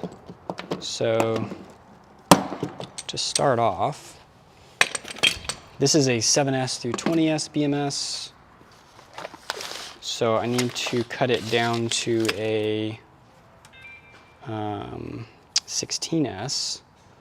So on this second connector here, I'm going to end up taking out 4 wires to make it into the right number. And I'm gonna go verify that because I took a picture on my phone of the way that I did it. I'm gonna make sure that's right.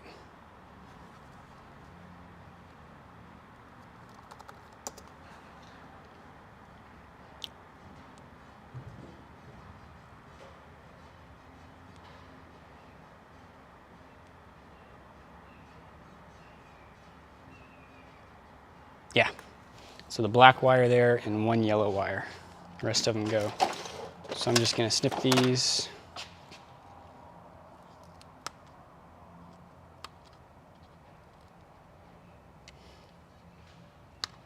Now we have a 16S BMS. How about that? Now I don't want to leave this connected while I'm running my wires as much as I'd like to, because it would make it easier to run them nicely if that was left connected.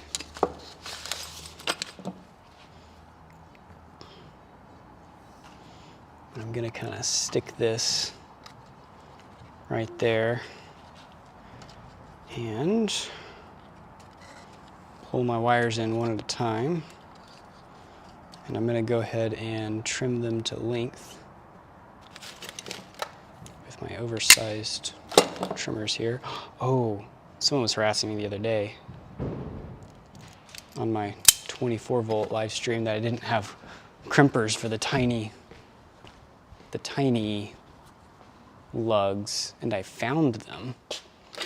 I think these are actually my brother's crimpers that he brought up here, which is handy. I suppose it would also be helpful to have the little ring terminals. Where are those ring terminals? Here they are. That should be enough. Look, real crimpers. Okay.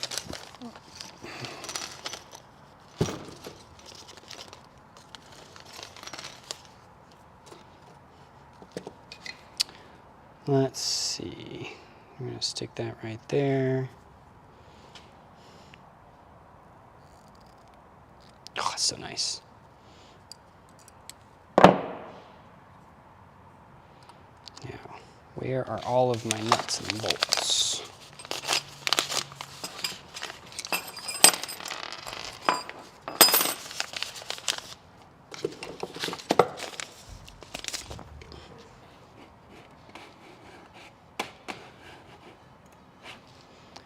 All right, so Robert Thomas, you're saying the main reason having a BMS is when the battery is being used as a conventional multi-purpose battery where it could be used to run DC lighting or radio gear. It has no sort of low voltage cutoff.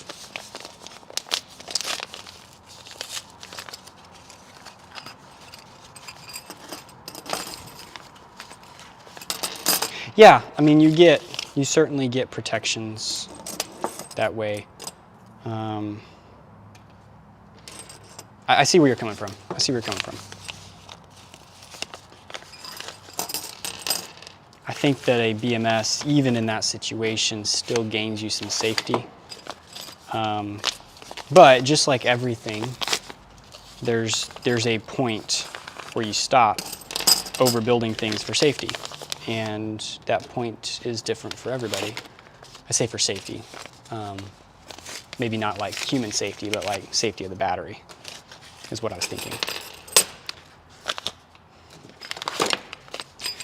Just because even with an inverter cutoff, for example, extreme examples, right? Say it's at a remote location, nobody's monitoring it, the batteries get low, the inverter shuts its inverter off, but the charge controller is still powered on at some level, and continues to drain the battery very, very slowly. And say there's some malfunction with the charge controller so it's not charging back up the next day, it could at some point just drain the batteries completely dead to zero, or until the charge controller like doesn't have enough voltage to run, which if it's a charge controller that runs at 12 to 48 volts, could be quite low. Anyway, I don't know. I might be overthinking it, but those are the kind of situations I think of where it's like, well, maybe it's best to just do a BMS regardless.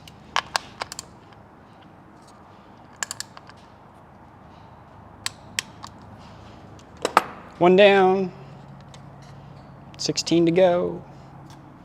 All right, so here's my number 2 wire. We're just gonna go right over to there. Does this have a snip on it? It does have a snip on it. This is the tool that I didn't realize I needed. Well, I did know I needed it.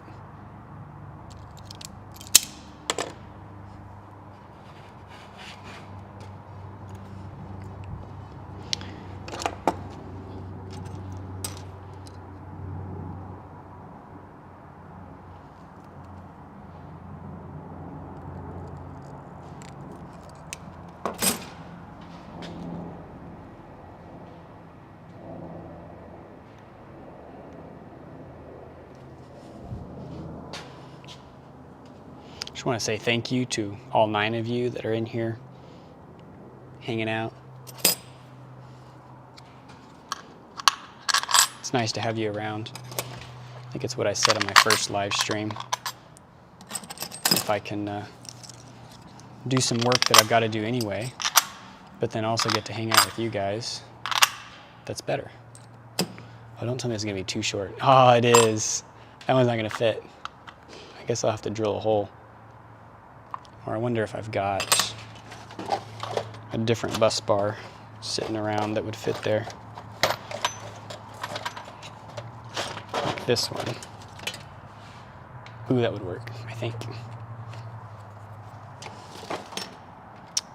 Gonna have to get past this though.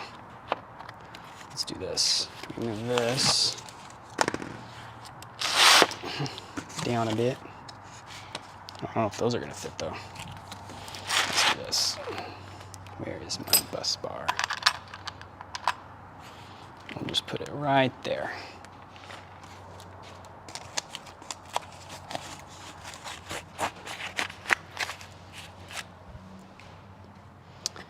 And then we've got that one.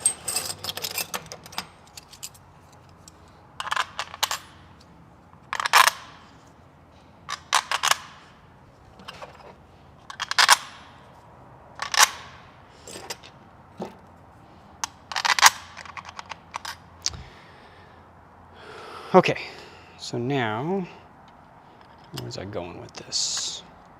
I guess I was going there.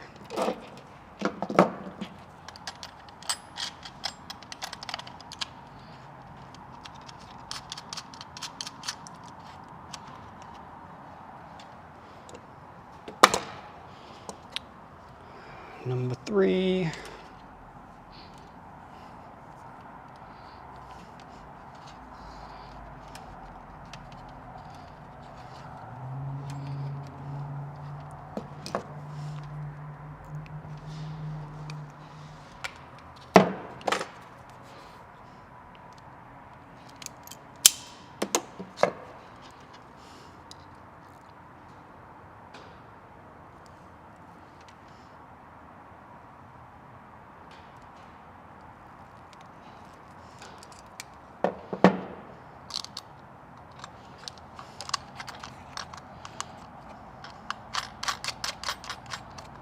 So Dan, those, I think you asked last time, those 230 watt panels that I was supposed to be getting have not showed up yet.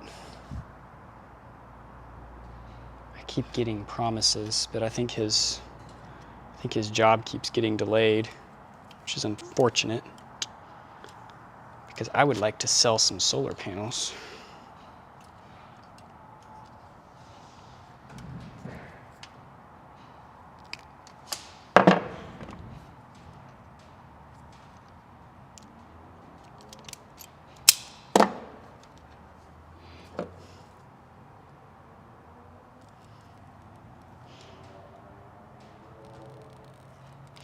So the other day when I did a live stream, a gentleman jumped on needing some panels because he has been living off-grid,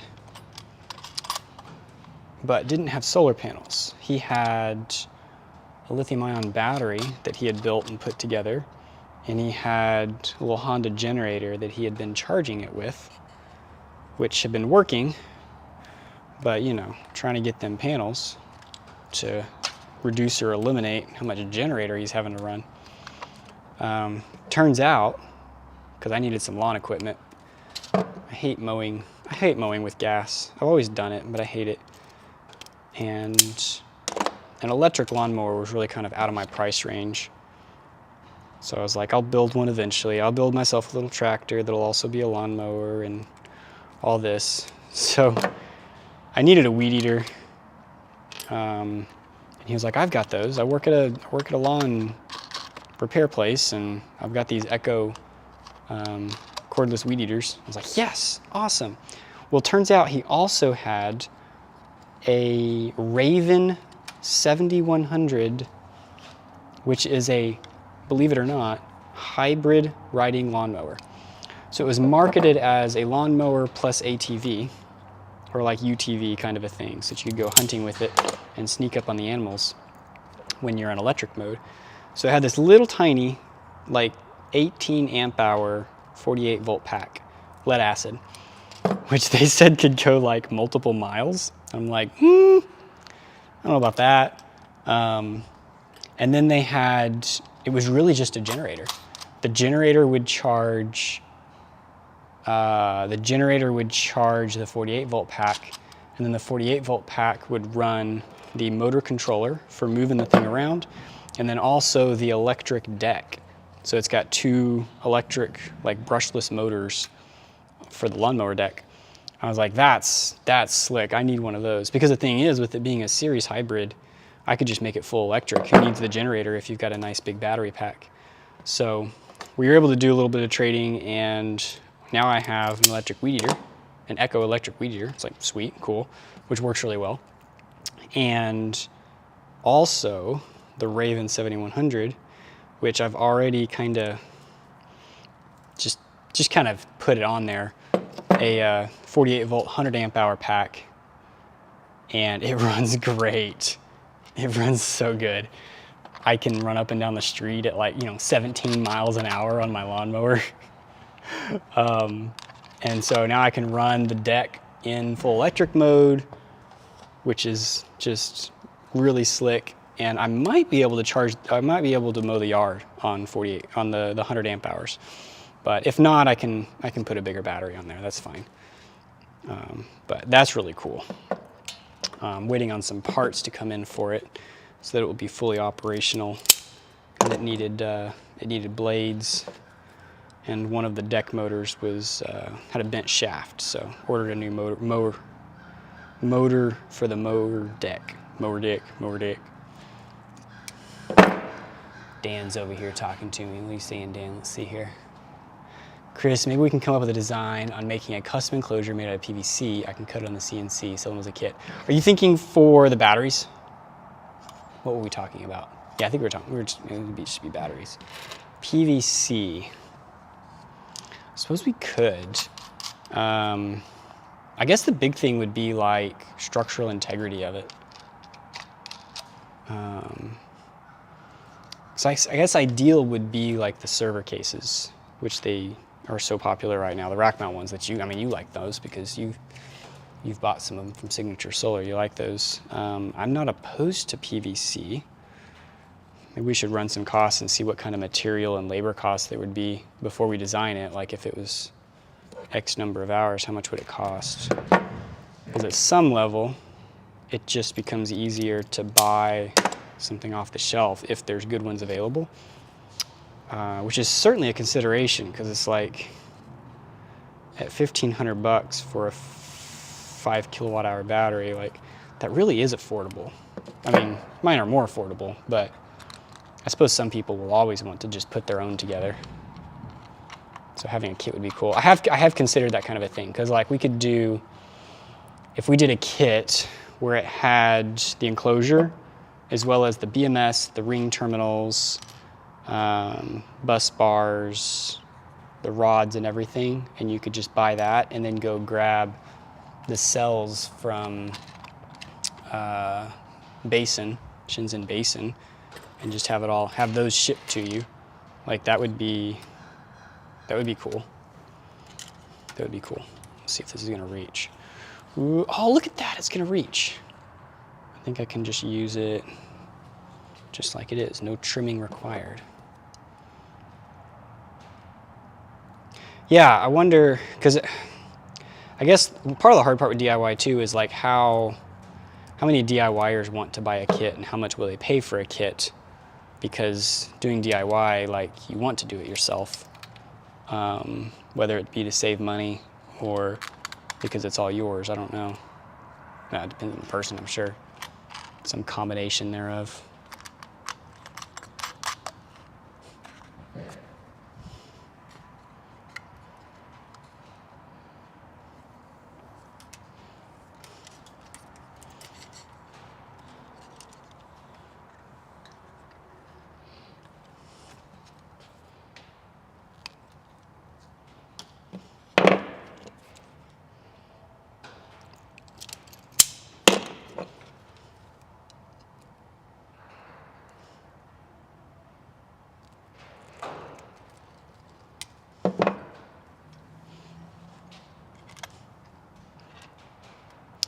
Let's see. Well, this last pack that I built is 30 kilowatt hours. Nice. 32 of the 280 amp hour cells in series parallel, 2 charge controllers, 3 3,500 watt inverters for a combined total of 10.2 kilowatts, 3 kilowatts of solar panels. So you must, that's a lot of battery for 3 kilowatts worth of panels. So I guess that's to do like what calculation did you use? Was that like a 3-day utilization with a lot of surge capacity? I'm just curious. It's a pretty kicking system.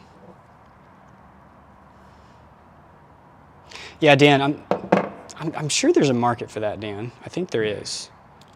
I'll admit I'm a little bit scared about people that don't quite know what they're doing, buying a DIY kit for something as, I don't want to say finicky, but potential for danger as a battery. There's a lot of potential for danger.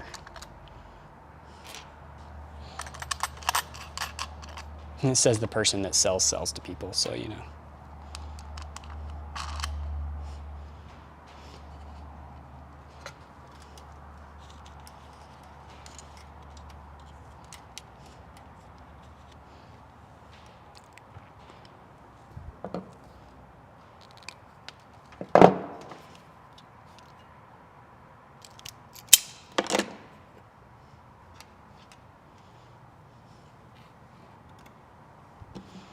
That would explain the limited solar, because you can only fit so much on the trailer. 3 kilowatts is pretty good on a trailer. That's nice. I did a little system on our trailer, which is not, it's not really portable because the thing's so tall, but it's only about 2,000 watts worth of panels on the trailer. That's pretty slick. You know, that's true. Driving down the road is dangerous too. Just needs the proper education, right? Am I being too persnickety?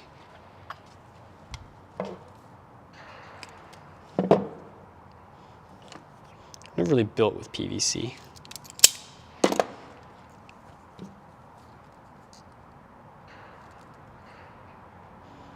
If we were doing, I would also consider if this is for stationary applications, like a lot of what I'm doing isn't really necessary for stationary applications. I want to build something that's a unit because I want to put it on my shelf and sell it, which means we need to be able to load it into a vehicle. This one will certainly be challenging to load into a vehicle, but possible. Whereas if somebody's got the cells and they're just building it onto a shelf, it doesn't really have to be mobile because it's not going to move.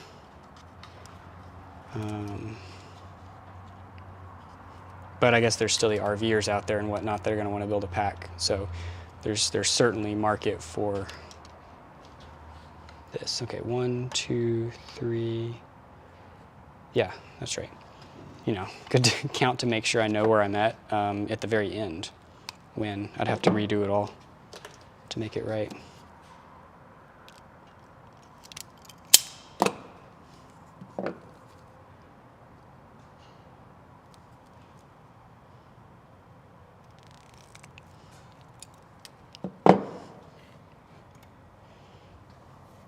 Piano hinges and linear actuators. That's awesome.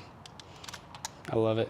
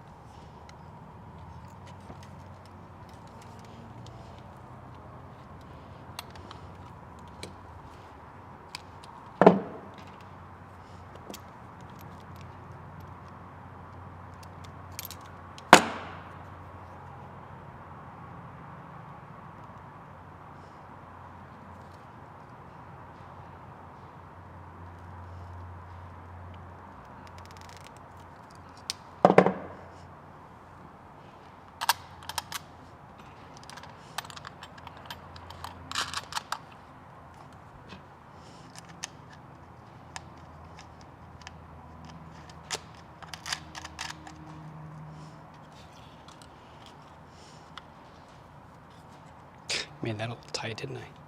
Oh, there it goes. All right, and then on this one, the last 2 wires, one of these is for powering the BMS, and one of them is for the sense lead. So both of them will go to the same main positive terminal.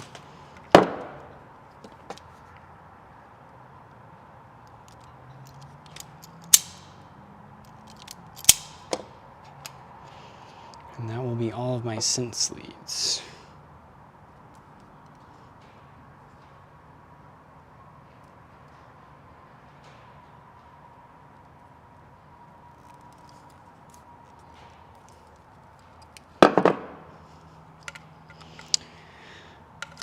So now I need my positive wire coming off of here, which means I need to lay my bus bars onto my battery.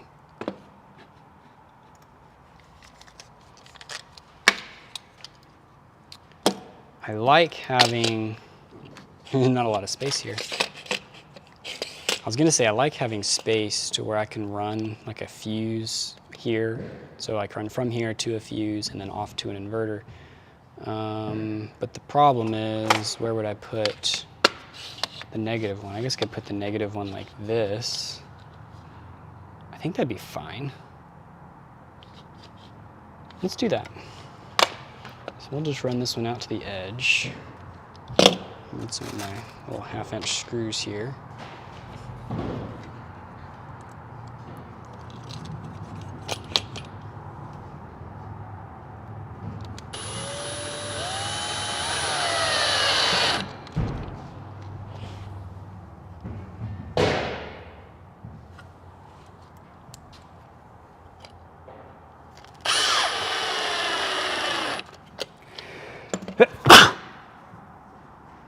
Excuse me. And then this guy will end up running probably up along here and then back around. I suppose I could do the same thing to him and shorten him like I'm supposed to. Where did my negative bus bar go? There it is. All right, if we've gained anybody, obviously the title of this video is talking about how I am putting together a battery. The reason I'm putting together this battery today specifically is because I just got these 302 amp hour cells in from Shenzhen Basin, which is where I typically buy my cells. I do have affiliate set up with them. So if you did want to go buy your own cells, I've got a link down in the description. And you just mention that Beene sent you, if you want to, or just go shop. I don't care.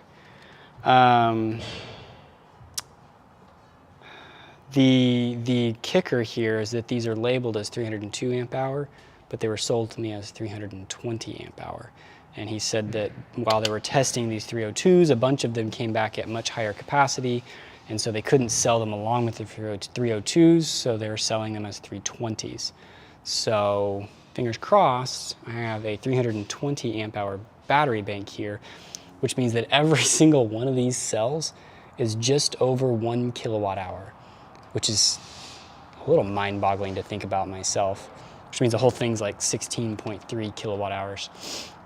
This also goes back to my old days of networking and computer stuff where everything's in bits, because each of these is 320 amp hours at 3.2 volts, which comes out to 1,024 watt hours, which is a multiple of 2. So if you think about like a gig of RAM, it's actually 1,024 megabytes of RAM in a computer. But anyway, what do we need now?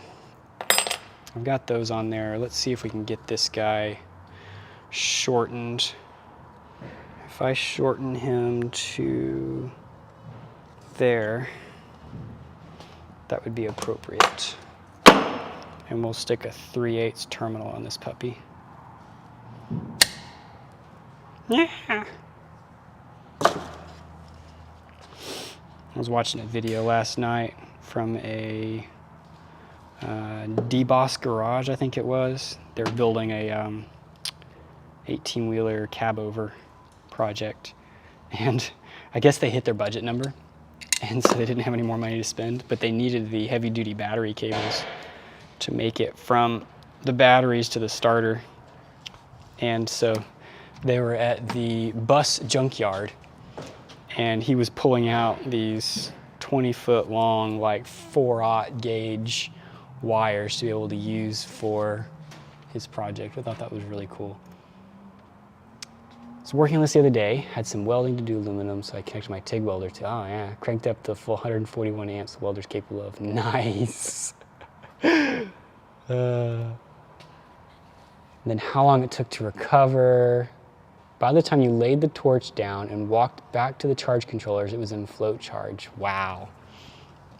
That's really cool, because people think about like big things like that and how hard they are on solar, and they're really not so much hard on solar as they are on the battery. The solar will catch up later. It'll be fine. Like people complain about making coffee. I've done some stuff on that, and like, you know, I can't do coffee on solar, blah blah blah. And it's like, it doesn't take that much energy. You just got to have a battery and an inverter that can handle the load for the 5 minutes it takes. Like, it's fine. It's fine.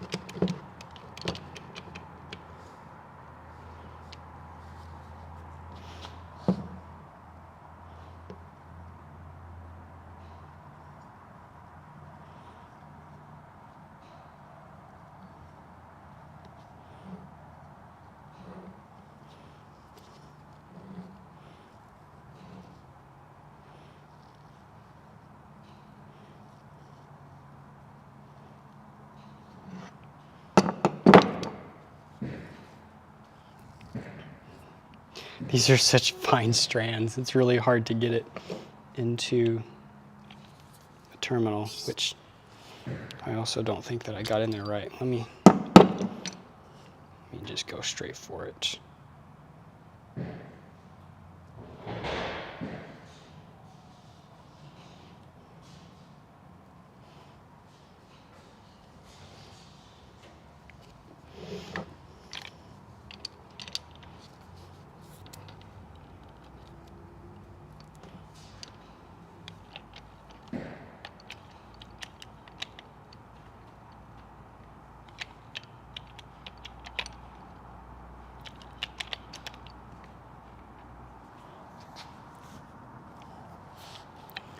This is awkward when the cable's connected to something.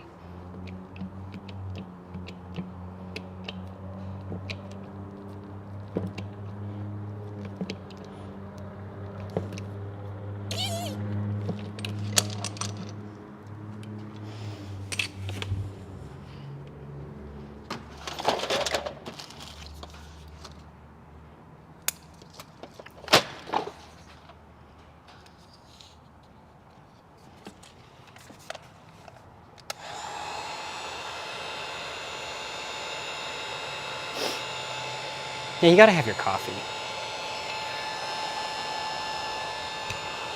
Gotta have your coffee.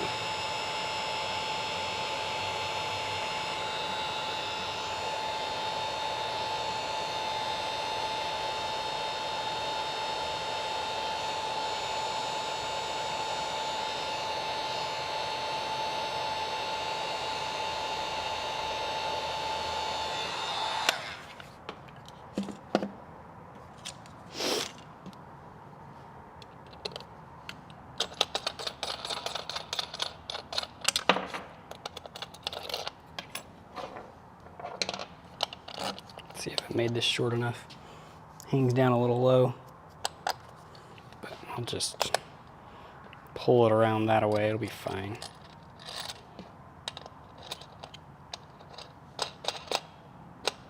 What I'm gonna do is go find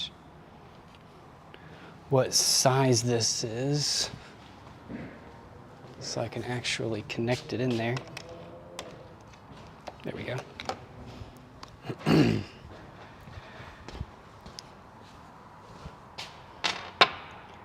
Now, where did I leave my ratchet?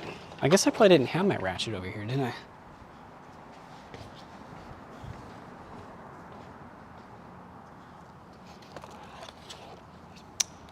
Well,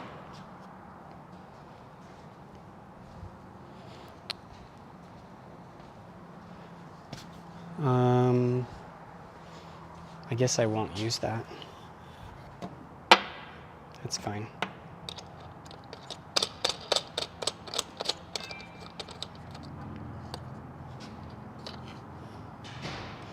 I do have my Palmister 5,000 watt inverter charger ready to be connected to this once I get it going. I will connect my 2 kilowatt array to it and get the charging started. But I suspect these are down around, I didn't torque it around. I suspect these are down around 30% state of charge.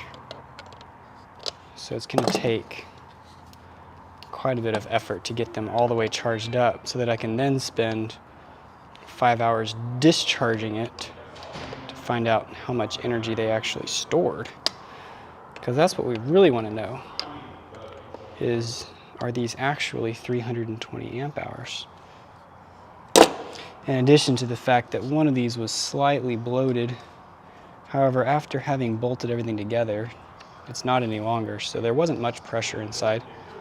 It certainly didn't come out the top. Oh yeah, that's a nice crimper. I like that thing. Okay, so now I know my distance that I need here. Where's my, oh look at this. I had some 2-gauge wire just sitting right here. Even though they're using 4-gauge on the BMS, I feel like for a 200 amp system I should be using 2-gauge. So I'm gonna use 2-gauge and everything else. Or should I run this too? Should I do that side? Something like that.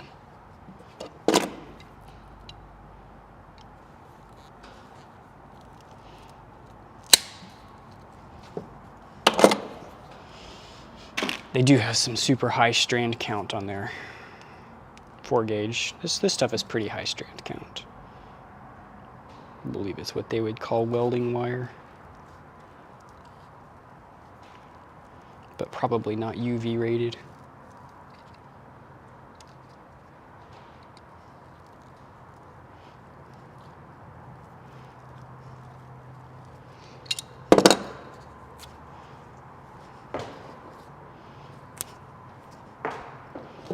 All right, so I'm gonna need a 1/4 inch and a 3/8 of the 2-gauge variety. 1/4 inch and 3/8. I love just having those available to me. And then I need to swap out my dies for a 2-gauge die.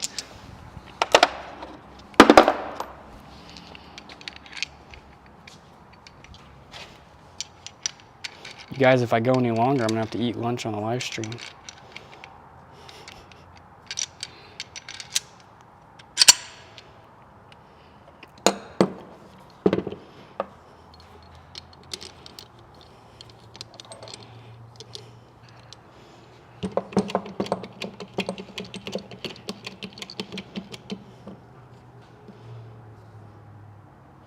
And thank you for joining me today.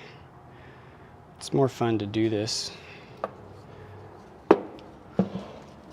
with friends around than by myself.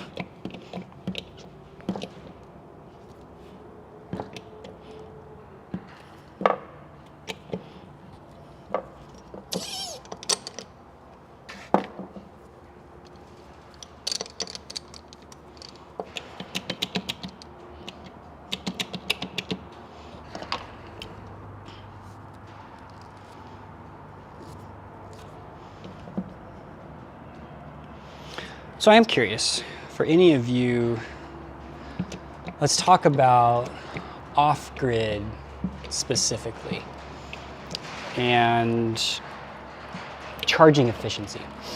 So if you know me, you probably know that I have and use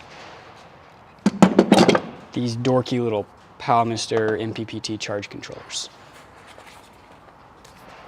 These guys. And they're fine, they operate, they're cheap, they're $100.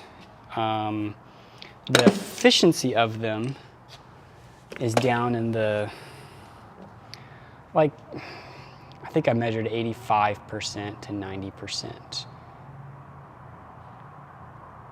I think, sorry, I just got distracted by Brad. Thanks for jumping in. Just connect my lunch to the battery to reheat it. That sounds good. 85 to 90% efficiency from panel into battery. And that's not like, you know, sun's not shining very well. That's like, if you measure the power coming in versus the power coming out of the charge controller. So that's like how much is going off as heat on the charge controller. If you get really nice chargers, you can get up like, you know, north of 95%. So I'm curious, at what point is it worth it to do that for the off-grid folk? Because for the off-grid folk, it doesn't typically matter that you've got this super nice UL listed blah blah blah, but it is nice to have, and they're typically nicer units. So as an example, the DI inverter, which is the same thing as the Solarc, but less expensive because it doesn't have the Solarc name, is, you know, if you could get a hold of that for say $3,000, and it can do up to 8 kilowatts worth of solar, split phase, so 240 and 120. It'll backfeed the grid if you want. It'll do self-consumption to where it only backfeeds the house to where the grid is not being fed, but you're also not taking from the grid. You can parallel them so that you can get, you know, 8, 16, 18 or whatever it is, kilowatt 24. 8, 16, 24? Yeah. Kilowatts worth of inverter, but then, you know, also the battery, all that jazz. Like, it's full feature. And it's much higher efficiency for solar into battery, and then also higher efficiency for battery into AC power. So like, at what point is it worth it to spend the $3,000 on the inverter instead of spending more on, as Tiny Solar Shack said, instead of spending more on the panels? And it's not really something that I've like set down and tried to put numbers to. But like, I think the round trip efficiency for your standard hybrid inverter, like this Palmister or the Growatt or something like that, is in the, you know, probably around the 80% mark for round trip efficiency. Whereas something like the Solarc, I think, is up in the 95% range.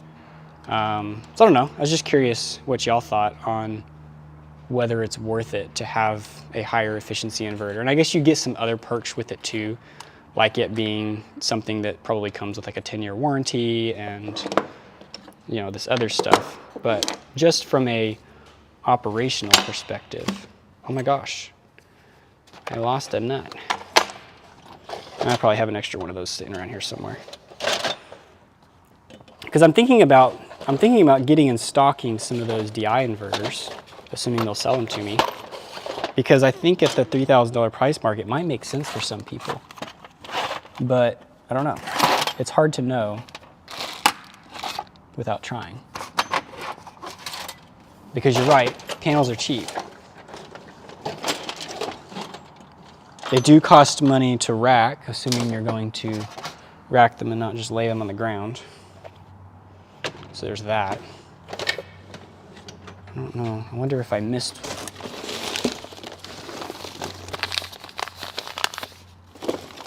I'm missing a 10 millimeter nut. I'm checking all my bags in here to see if maybe I didn't pour it out.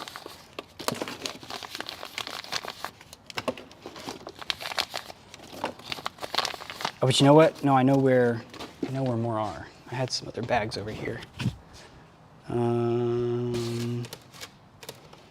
Where did I leave it though? In here? There it is. My previous battery that apparently never got installed.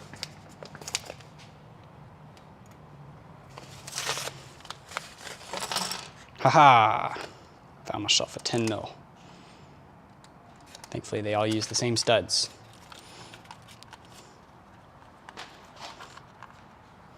All right, now I get to go through and tighten to 40 foot-pounds. No, 40 inch-pounds, not foot-pounds. Got myself there. Let's put this puppy on.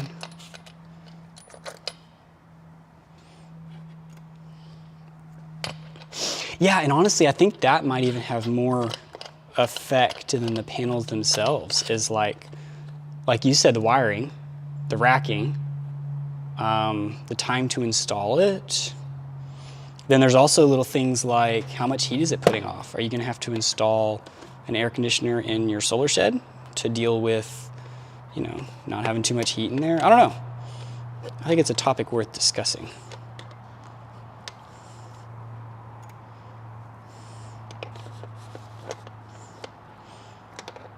Yeah, and if you've already got enough solar that you're wanting to do dump loads, then it makes a lot of sense that you're like, I don't really care that much about efficiency. I can just add more solar if I need to. I haven't done a whole lot of direct DC stuff, but I want to.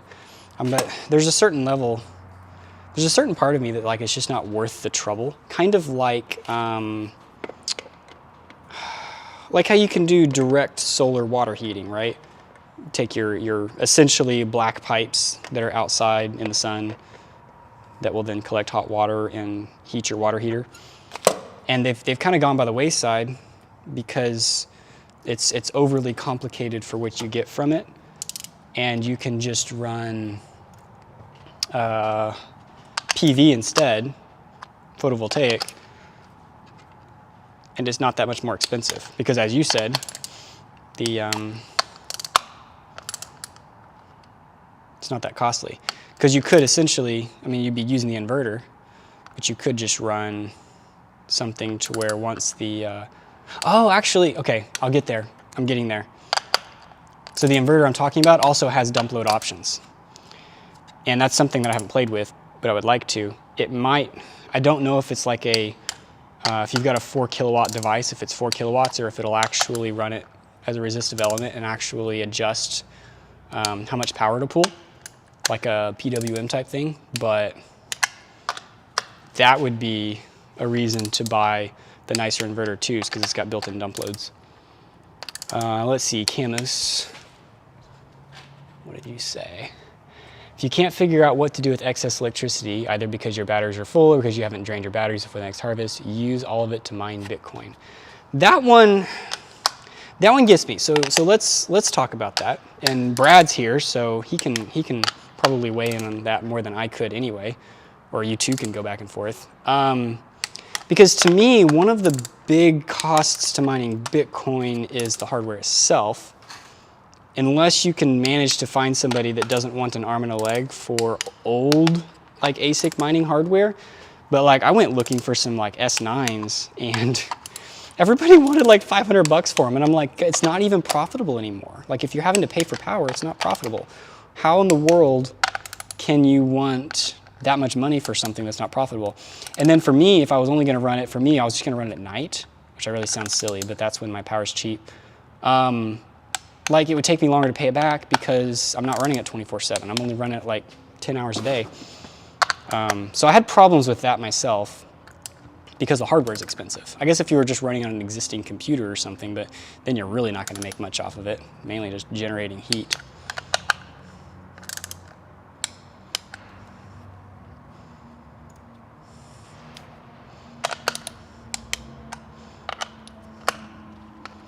If I'm mobile, I need to heat 2 to 3 gallons of water only. Oh yeah, that's not much.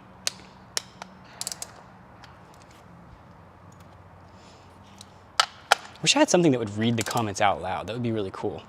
Or if y'all were able to like call in and leave a voice message that I could then like play on the live stream. I suppose there's concerns with like monitoring what's going on with that, but anyway. Let's see. Yes, inverter efficiency is important. You can overcome the daytime losses of adding panels, but having a lossy inverter is like having a water reservoir with water leaking from all your plumbing. That's true. One of the big things I hate about inverters is their standby consumption, and that's something that I'm not totally sure how the DI handles or how good it is, but I'll be checking that because that's important to me. Yeah, panels cheap, batteries aren't. You have to buy hardware in a bear market. How's the hardware prices right now, Brad? Because I haven't looked in the past couple months, but I know that crypto is not doing great. I've been just over here mining helium, which doesn't take any power, so.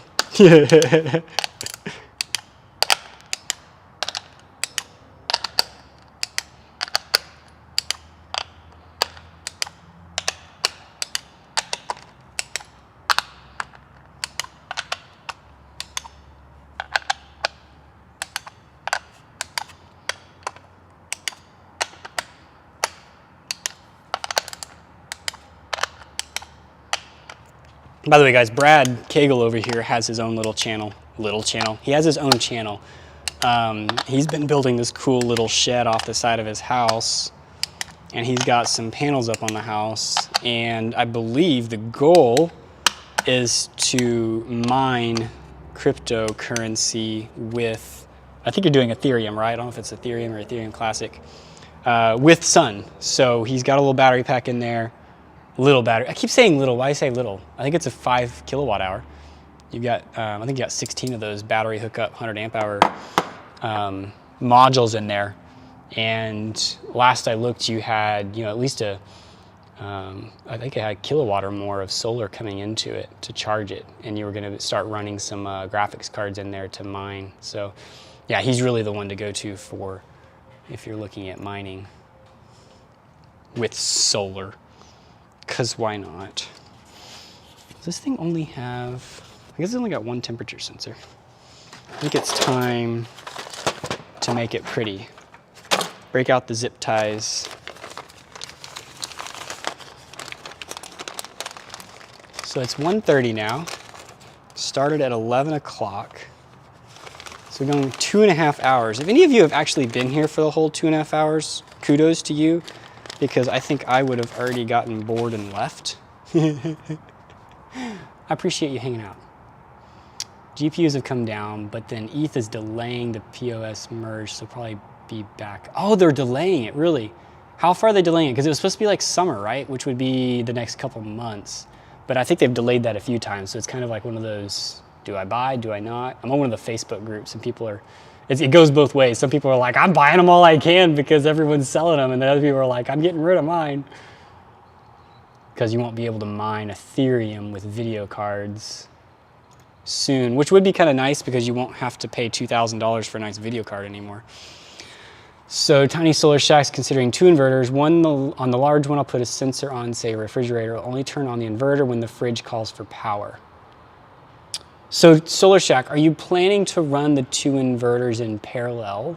So that because the fridge would have to have power in order to call for power, right? Like how, or were you planning to hook the thermostat up to the inverter? I'm curious what your thoughts are there. Because yeah, I mean, if the big inverter only had to come on every now and again, that would, that solves the standby consumption problem because who cares?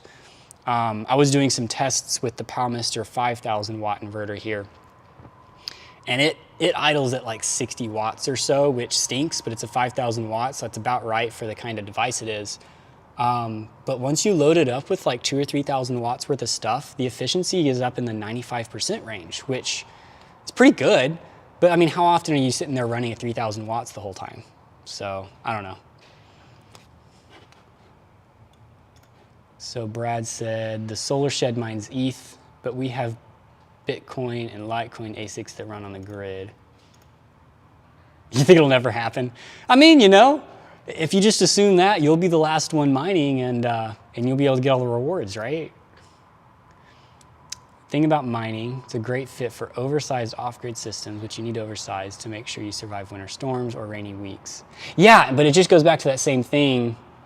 How often, I guess if you're oversizing to 100%, so that even on the super bad days, you can get through because you have enough solar, then that would make sense, because that would mean that 98% of the days you don't need that power and you could use it for mining. So I guess that makes sense.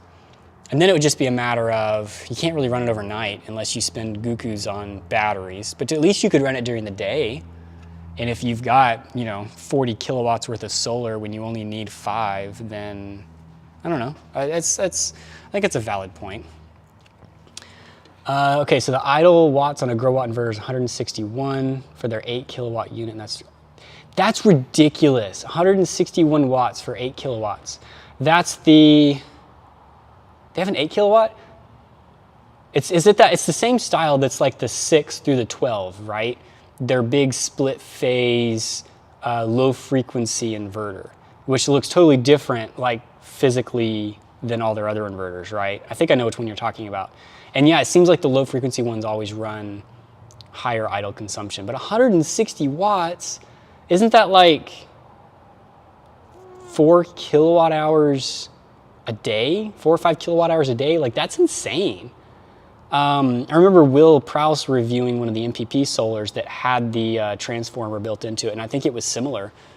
And the argument from MPP Solar is, well, you know, you've got a nice big array. You've got 2 MPPTs at, you know, 80 amps a piece or 100 amps a piece. So once that sun comes up, you'll have it charged. You'll make that power up within an hour. And it's like, I mean, yeah. So I'm excited to get, I've ordered 2. I've ordered a Mega Revo inverter, which is supposed to be like a clone of the Solarc DI inverter. I'm not terribly bullish on it. I don't know how well it's going to work. It's an 8 kilowatt split phase. It can do 0 export. It's supposed to be able to do paralleling soon. They haven't updated the software yet. It'll do generator in and grid in. It's got, you can do the critical loads, you can backfeed the grid, like all the things, just like Solarc does. But then I'm also ordering, and I should be able to get that ordered tonight, a Green Sun inverter, which is in fact a DI inverter, which is in fact a Solarc inverter. And that's gonna be what Solarc advertises as the 12K, which is really only like 400 watts more inverter than the 8K. It's a 8,000 watt instead of a 7,600 watt. I forget what the other thing was that it can handle more of, but like it's the same amount of solar coming in. Anyway, gonna get one of those. And I'm really curious to see how well they perform up against these Grow Watts and Palmisters that I've been messing with, because the price point's better on these. You can get them for 800, 900 bucks, but they're also not split phase by default. So it's like you could buy 2 of the Grow Watt 3,000 watt inverters and get 6,000 watts worth of split phase. It's gonna cost you $1,800, and you've got 2 inverters. Each one's pulling about 45 watts idle, so you're about 90 watts idle. I'm thinking that the 8 kilowatt for $3,000 is gonna make sense, but we'll see. So the thermostat will do a DC solid state relay to do a turn on. Small inverter for lighter loads. Okay, that makes sense. So yeah, the thermostat. That's cool. That's cool. You should, yeah, keep me updated on that. I'm curious how that goes. For sure. I'm gonna plug this in and let the smoke go out. That way it's over with. Hey look, no smoke.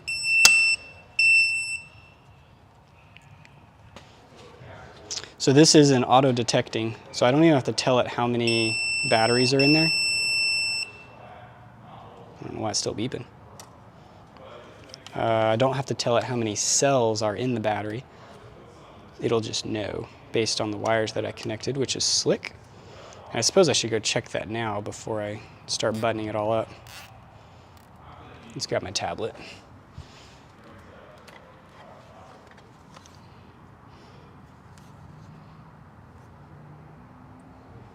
Do I have, oh, I do. Bear with me for a second because I think, oh, you know what? I never set it up on the tablet. It's fine. Let's see here. Where is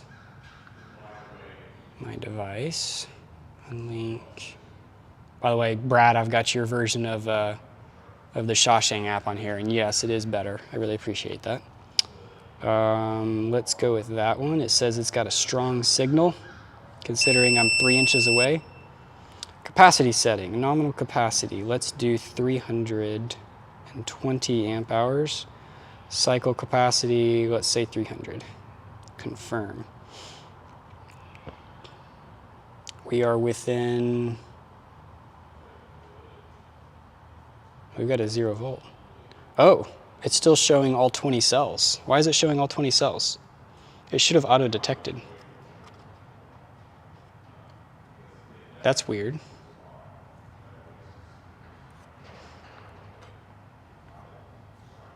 Okay, well, let's see if I can go into the parameter settings.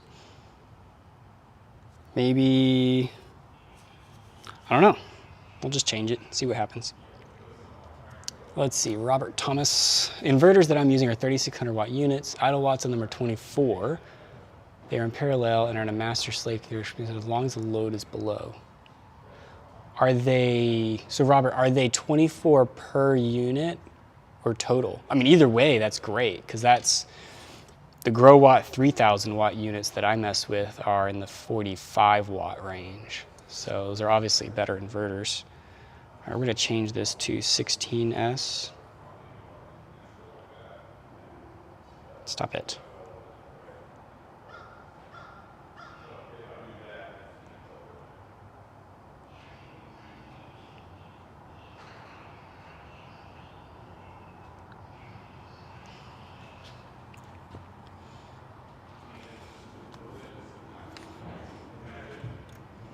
As long as it stays under 12 amps, only one of them is running, the other two are sleeping. Oh, that's beautiful too, is that the other two can sleep. Here's a thought. Panels into a grid tie microinverter, then connect that directly to your AC condenser on the compressor side of the contactor.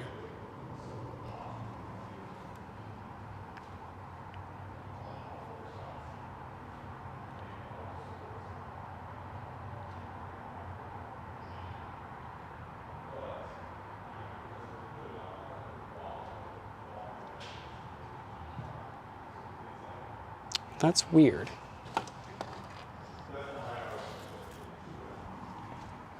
I'm just walking over to look at my other battery where I've done this. Yeah, that's what I did. I've got the 2 reds, the yellow, and the black. And that one's operating just fine. This one is not.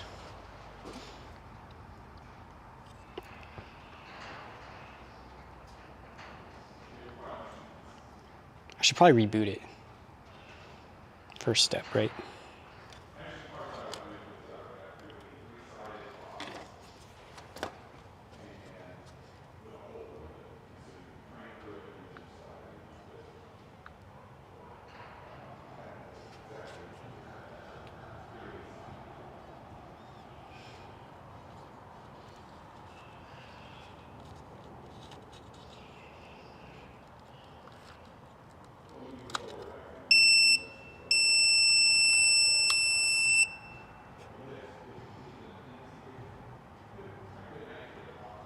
I didn't change anything.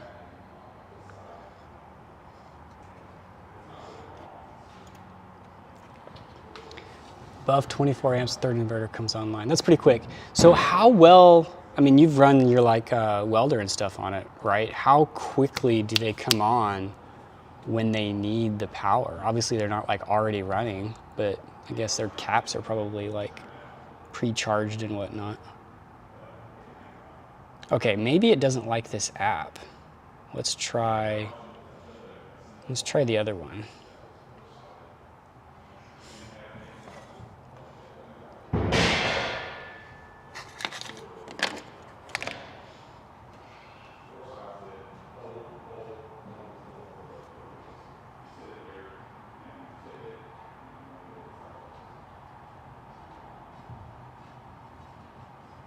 That's really low voltage.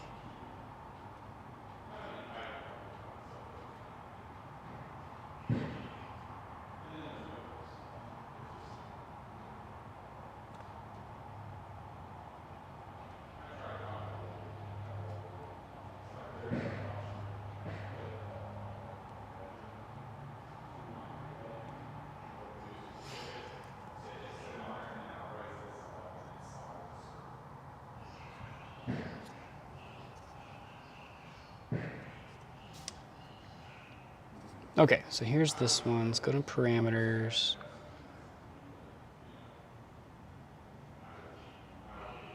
Huh. Can I not? Oh gosh. That one doesn't let me change all the parameters. Only the basics.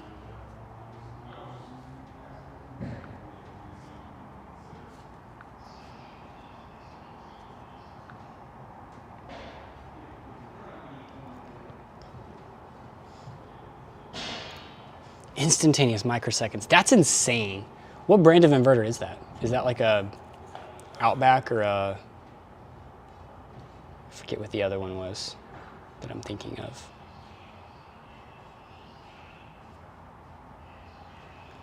Okay, so let's do this one.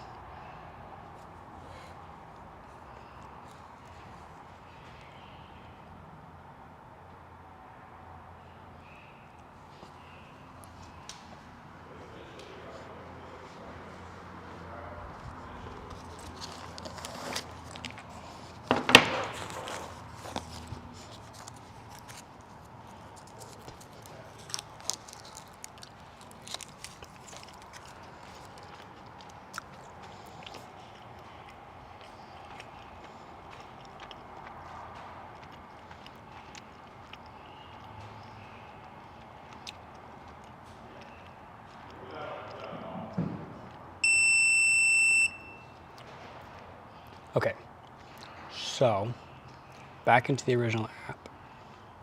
Let's go into, no, parameter settings and Outback. Okay, that's pretty cool. That sounds like a pretty slick kit.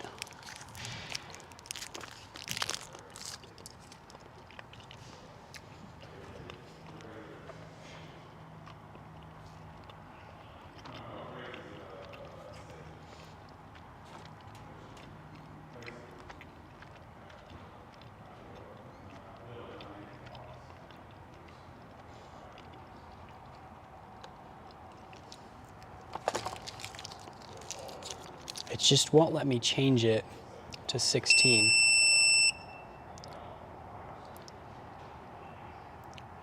So even if I do that and click OK, I'm gonna have to take my front camera down and try it with my iPhone.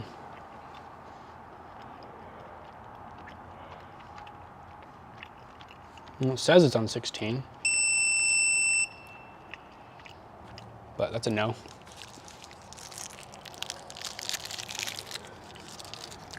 All right, let's try this.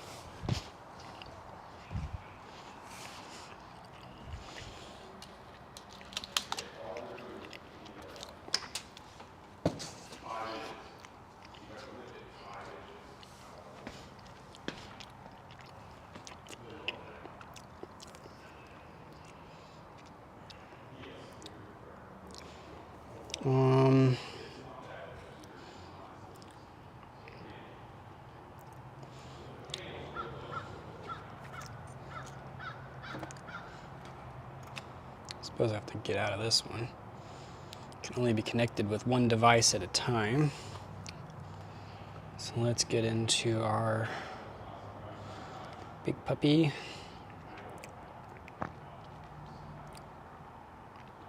Okay, there it is. Let's go into config, settings.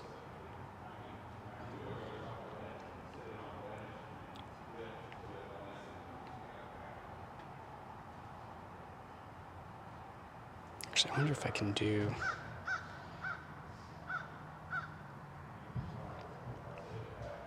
I'm gonna try something real quick. You guys bear with me.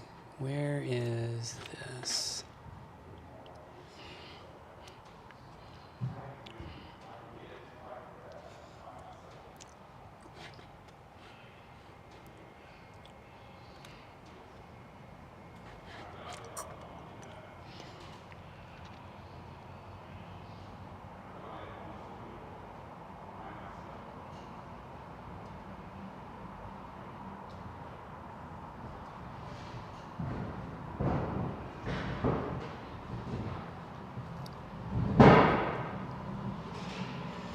And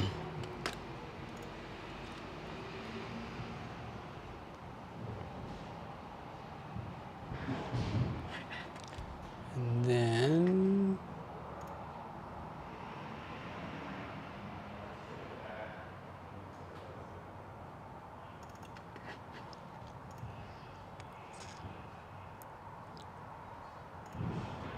there we go.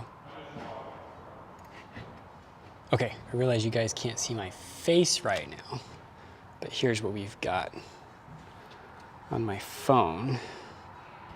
So let's try this. Put this to 16 and write.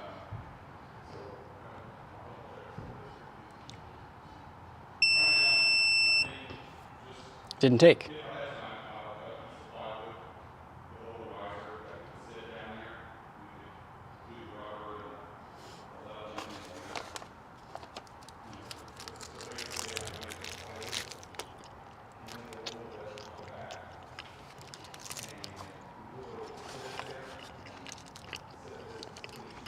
Okay, let's actually reboot it now.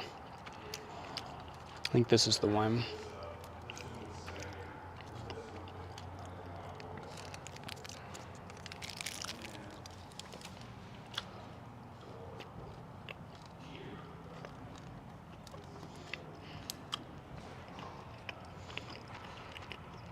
Okay, it's off now. Turn it back on.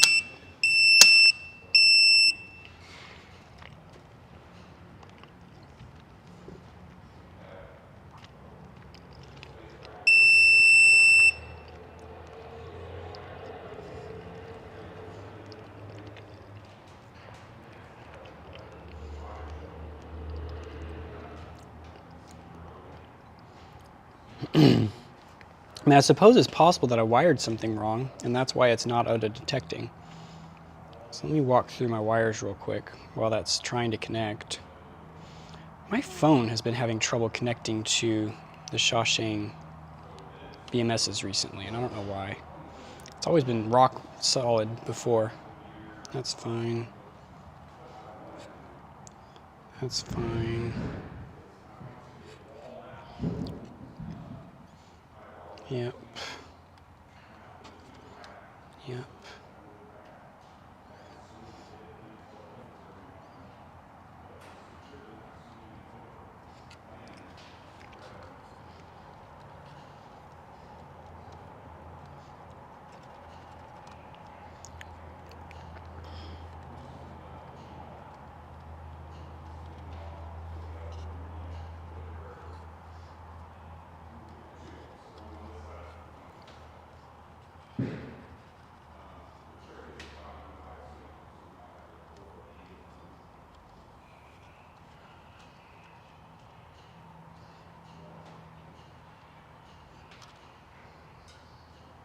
Yeah, wiring looks good. I don't know what the deal is.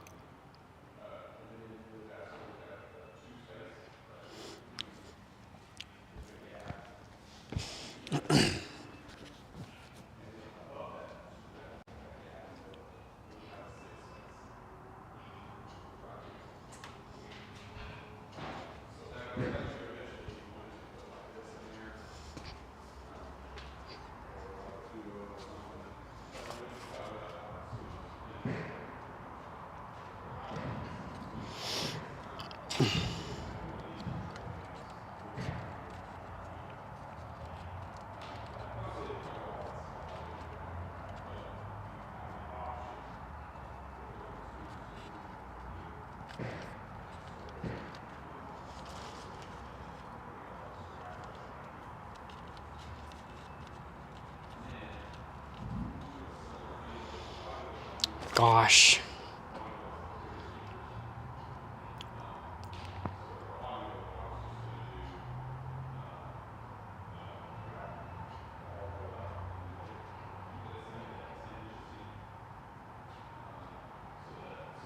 Okay, so let's go back to this.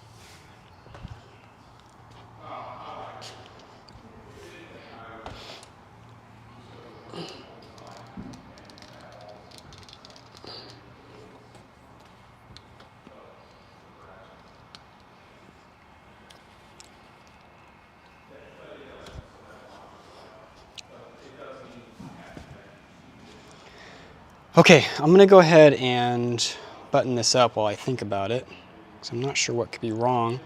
I could always grab another BMS and see if it does the same thing, right? That's what I'm gonna do. Because, you know, same connections and everything. That's assuming I've got one over here. I think I do. Here's one.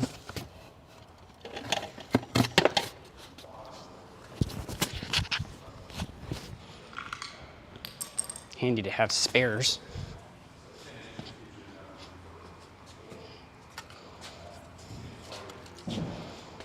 So I'll need to run my blue wire to the main negative.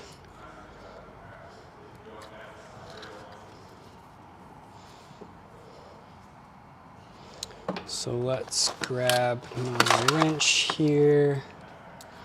We're just gonna disconnect this real quick so we can add another one. Because who doesn't want two BMSs?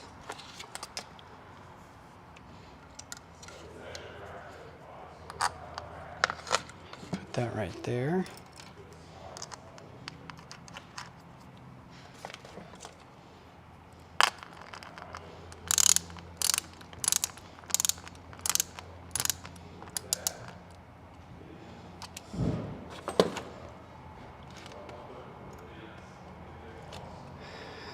Yeah, I've closed and opened that thing so many times in the past week. Been rock solid, and then there's past like maybe even just a couple days. And it's like, it's not just one battery, it's multiple batteries. I've rebooted my phone. Honestly, that's the most reliable thing, is to reboot my phone and then I'm able to connect. So I think it's something with my phone. I have not checked all my cells with a multimeter. That does seem like a fair thing to do though. So let's, and that is something that I tell other people to do. Oh, you're gonna install a BMS? Well, perhaps you should check all your connections before you actually plug the BMS in and ruin it. Or did I leave my multimeter? That's the real question. Here it is.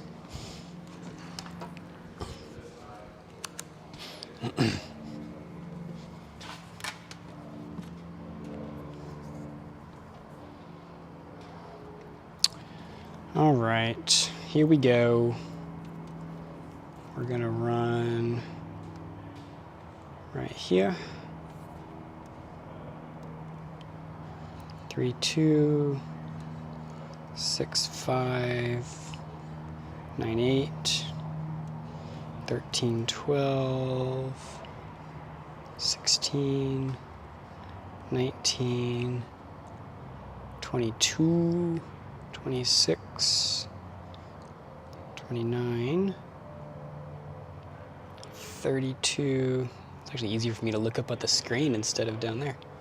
36, 39, 42. And then onto this one. Can I hold both at once?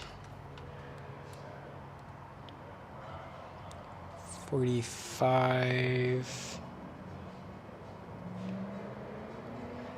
And, oh, I think I know what I'm doing wrong. 49, I know what I did.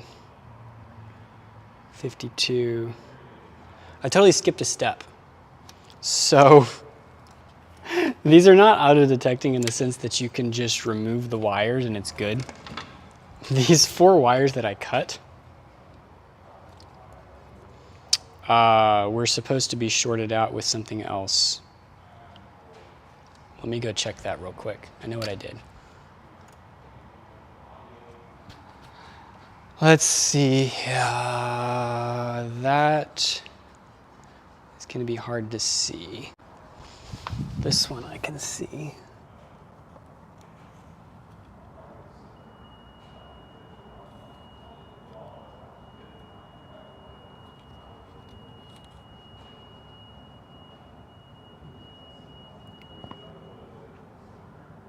Okay, so the last cell before I cut needs to be shorted out to the 4 that I didn't cut. Sorry. The 4 that I cut need to be shorted out to the cell right before it. That's what I meant to say, which means I'm going to be doing some delicate solder work here. You guys probably didn't sign up for this, huh? If I'm not on camera, it goes smoother. Let's put this down over here. And we will, you know what, let's take that off so that we're not live at all. And those aren't connected, so we've got nothing live. We need a soldering iron. And I wonder if I could get this in close enough so y'all can see what I'm doing.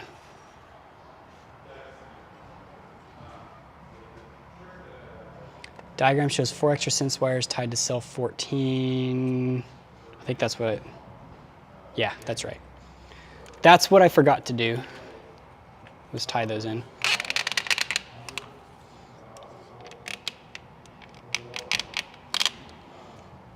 Gosh, I should probably do that while I'm pulling the camera around so that you guys don't have to feel it.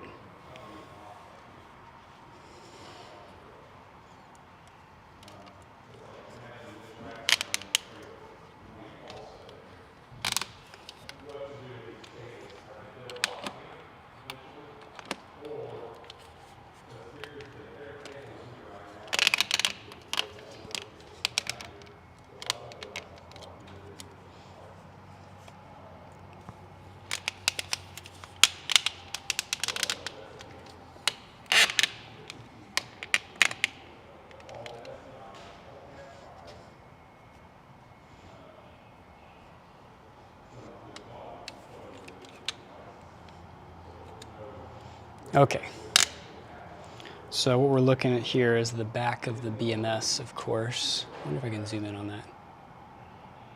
Oh, look at that. And I am going to short out. So this guy needs to be shorted out to these other 4 wires, and he goes in that a ways. So this one, right there. So those 5 need to be shorted out. And I like to do it the dangerous way and use a soldering iron. So we'll see how this goes.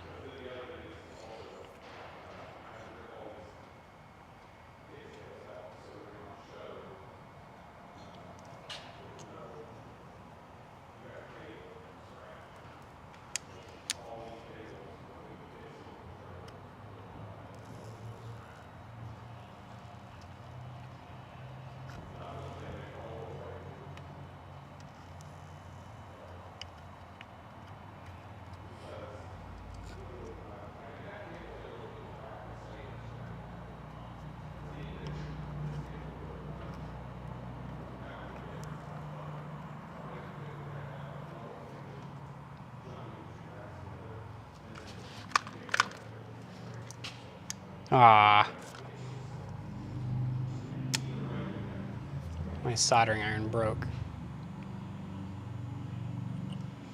Dang it.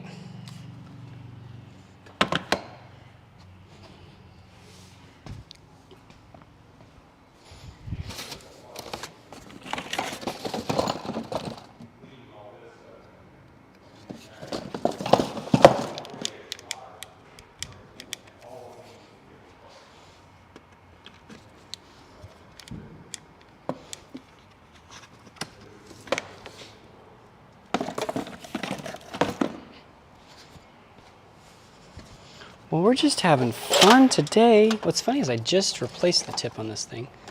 Maybe I should actually go and buy real tips instead of stripping wire and using that in the end of my soldering iron.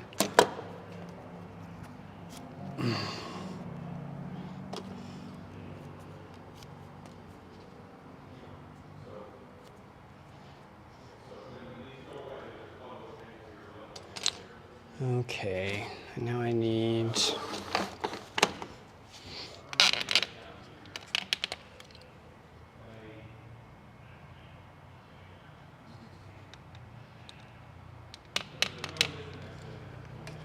an Allen key for my soldering. That's gonna be too big. This one.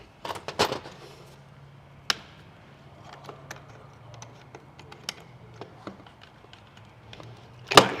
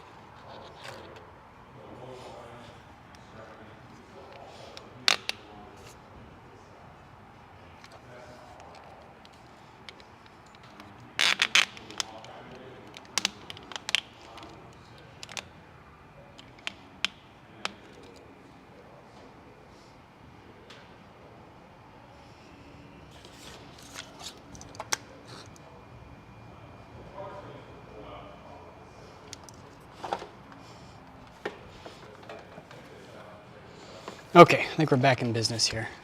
You guys say anything important? It's probably all important. And yes, Brad, I really appreciate that. That was exactly what I needed. And yes, it's a homemade tip, so you know, there's that. Too bad I don't have any Gorilla Glue available.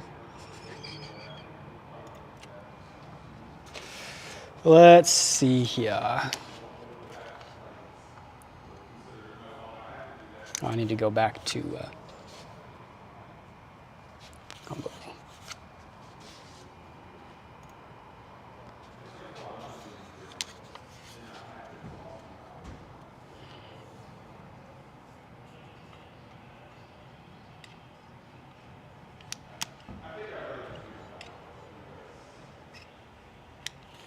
Okay, that's 3 of them and possibly a resistor.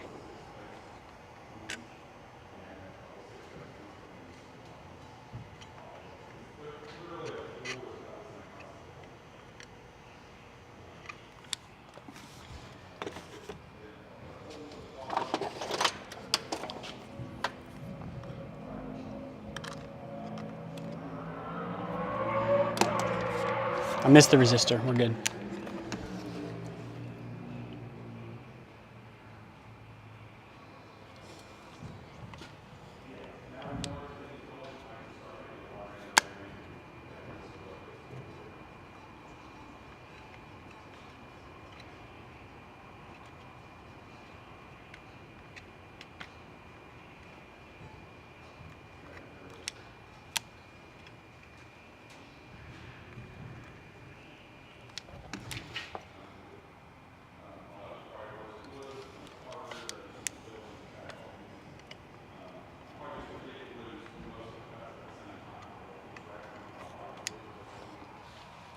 Okay, let's see if that did the trick. I'm just gonna ohm it out.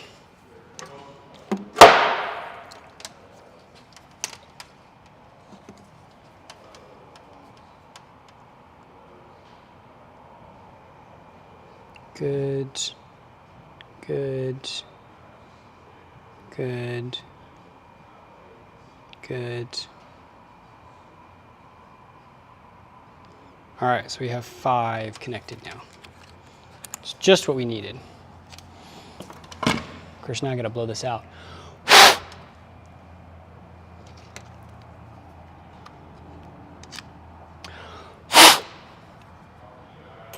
Back in business. Let's see. Let's put main negative back because, oh, got my hand right in the way.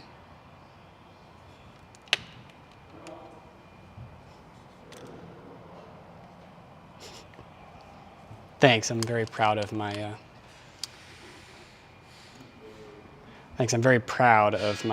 you know, homemade soldering iron tips.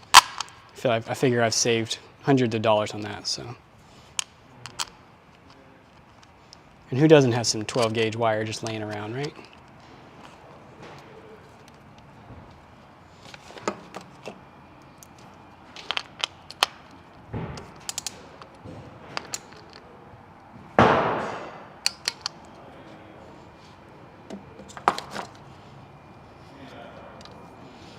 All right, believe it's time to plug back in.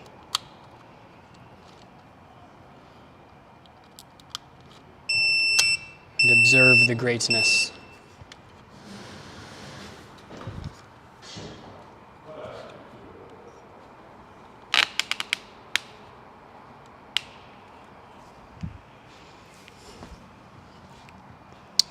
So, what am I doing? Oh, the app. Let's go back in here and it'll probably work just fine. Just requires me doing it right. No, that's not what I wanted. Actually, you guys can see this, right? Stop it. I clicked on the wrong battery.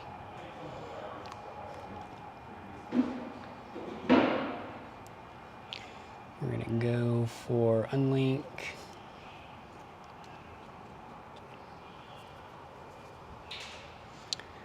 And we'll go for our strong SP20.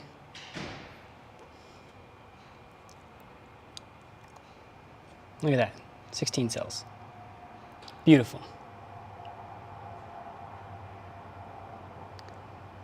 Twist the tip end before you tin it.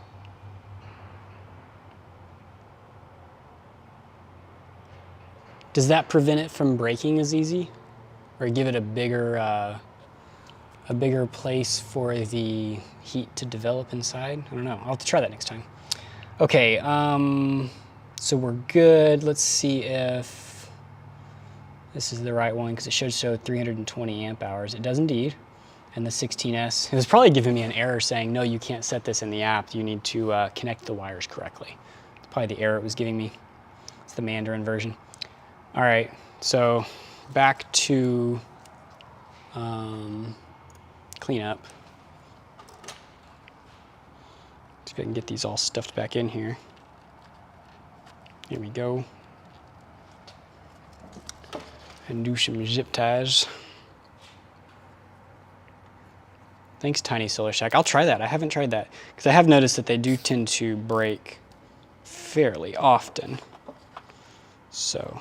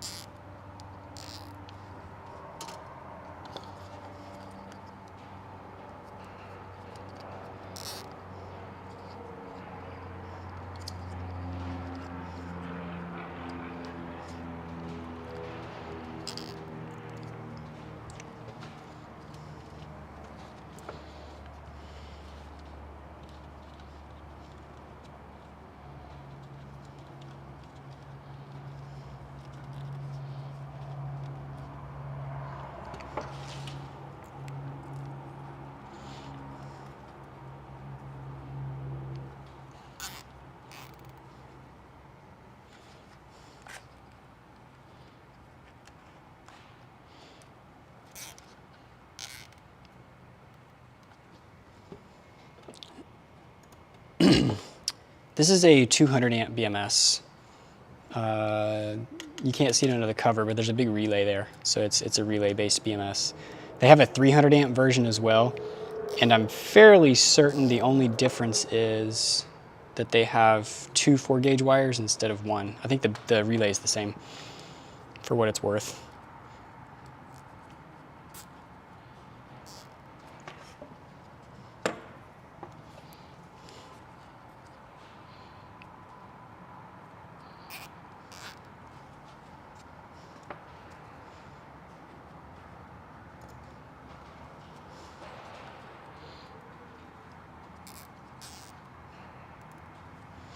All right, so we got our temperature sensor and all of our sense leads.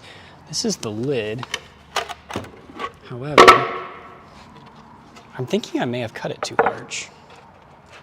I did. I don't know how I did that. I somehow wrote down that I needed more inches than I did. So it hangs over a fair deal. So I might just take that home and trim it a bit. But honestly, I'm going to connect this to my active balancer anyway because I want to get a full charge on it, not just a most charge. So let's run through and snip.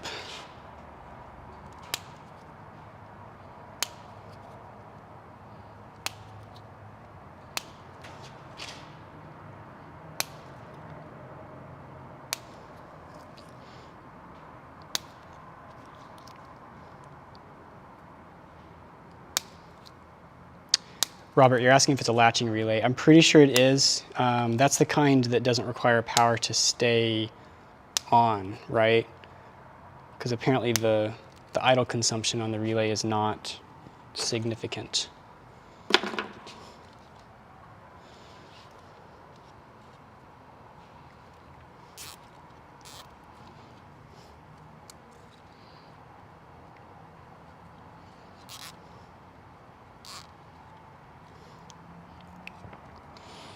Okay,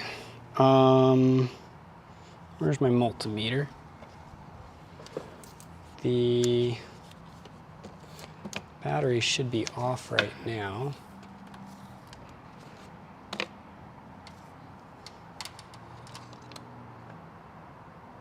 Oh, it is on. That's fine, 52.5. I guess I need to connect some solar. I promised that my Palmister was here, so let's grab, I just need to roll it closer so that the wires will reach.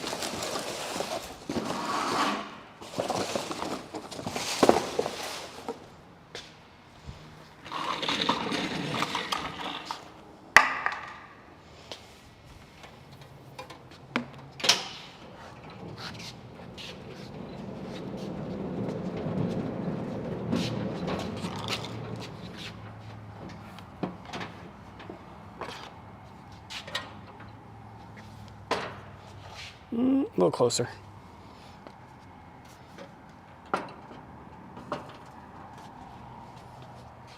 That'll reach. Okay, so I do want to turn the battery off. Where's my discharge charging? And then let's connect this here.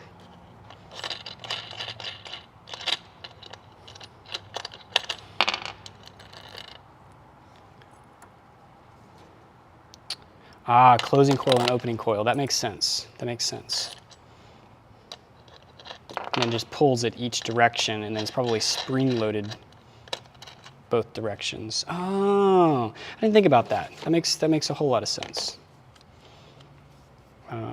For those that are wondering, the reason that a latching relay would be important is so that when the BMS is on, it doesn't have an idle load consumption, just like the inverters we were talking about earlier, having an idle load consumption, because you don't want that with batteries. So with a latching relay, instead of the relay being held in the closed position to allow power to go through, there's a relay that pushes it into that position, and then it's probably spring-loaded so it holds in that position until something tells it that it needs to go to the other position. So I guess the only caveat there would be if something failed and it never got told to go to the open position. But I'm sure there's a safety for that.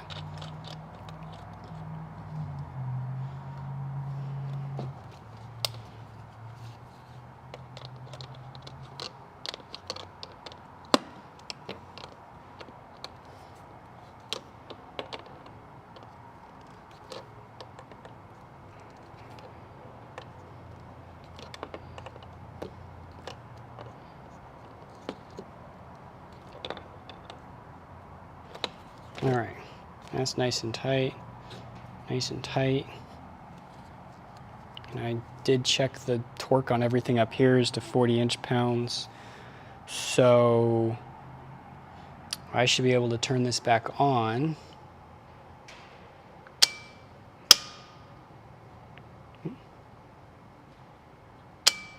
That's weird. Oh, maybe when I hit discharge, it turned on charging and then I turned it back off. All right, then let's power on the inverter. Actually, that might already be powered on.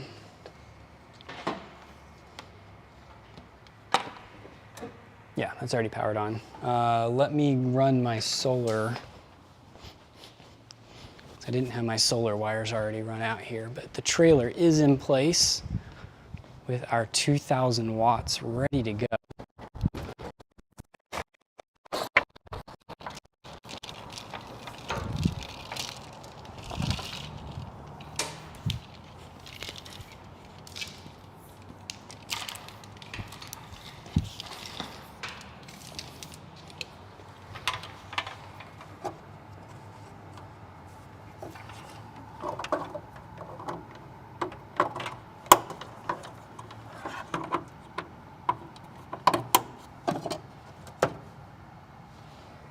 Okay, should be firing up the charging now.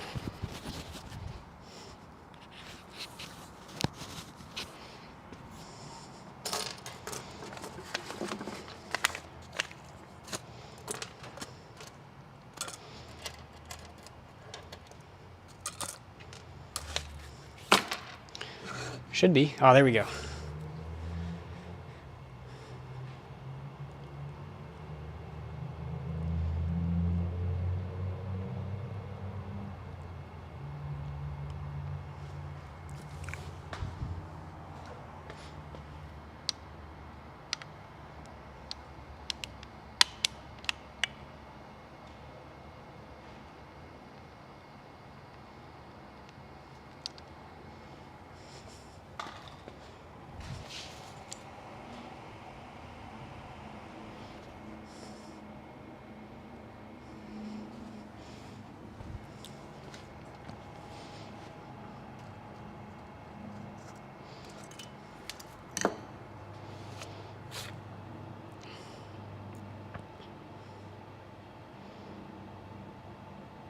Mm, 1,300 watts is nice. I would like a little more than that. Could try repositioning the trailer. It's about 2,000 watts worth of solar. But as we all know, you don't get everything.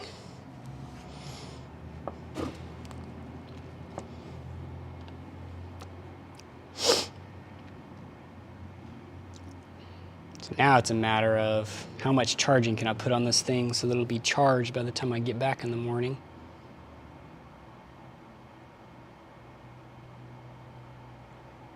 It's 2 o'clock and I'll be here probably till about 5, so like about 3 hours in. I'm gonna roll out another couple panels. Still got a couple of those 435 watt solar panels. I'll just need to run those through a different charge controller. Let me see what I've got over here.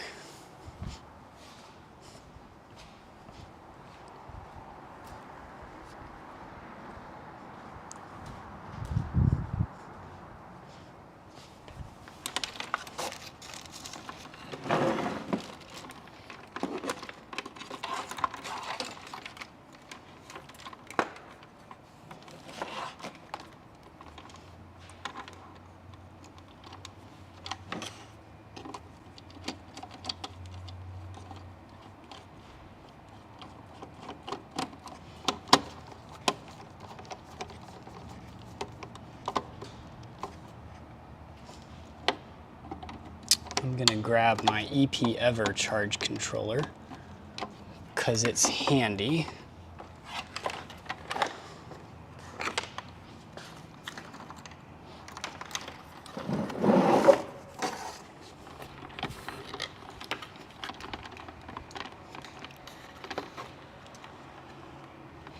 I'll have to stick this relatively close for the wires to reach.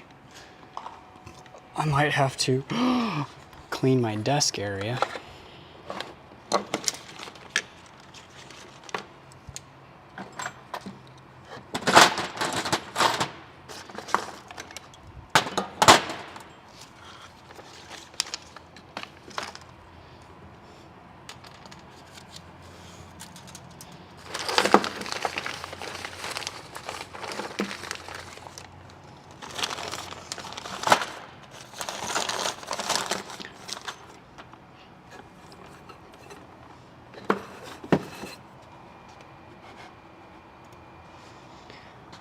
Yeah, it's true. With a 200 amp BMS, I'm not even at 1C.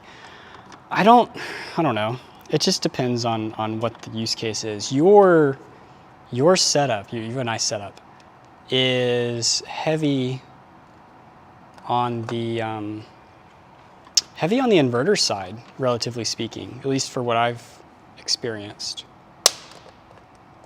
Probably should have pre-charged that. Oh, y'all didn't even see it. Because when you're looking at solar storage for like running a cabin or something, you typically don't need anywhere near 1C unless you've got like maybe a well pump or something, and even then that's surge. That's a little bit different. So with this, with a 200 amp, I can discharge at 10 kilowatts. What did I run into? It's like running a floor jack across the floor. You just run into a bolt and the whole thing just stops. I can run 10 kilowatts with this. So this would work for that DI inverter I'm talking about, because it's 190 amps max.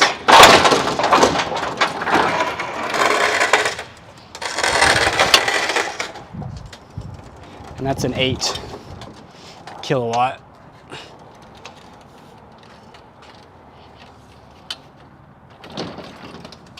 But, you know, I suppose I could go get the 300 amp version. Wouldn't hurt. Actually, I know that the I could just put bigger wires on it. That's all I really need to do. It'd be some massive wires. I'll probably run into bus bar problems too, though, because I don't know if those bus bars are going to be able to handle 300 amps.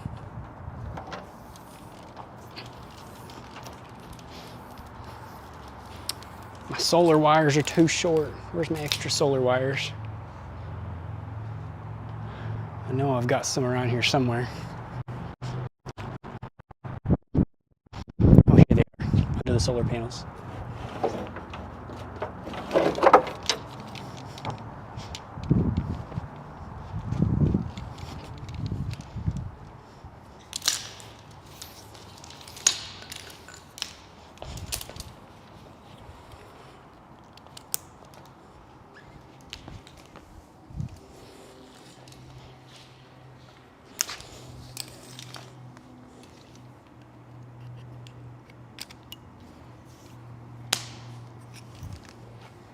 I feel like I have an odd number of solar wires, which is just weird. This one can make it, but the other one can't.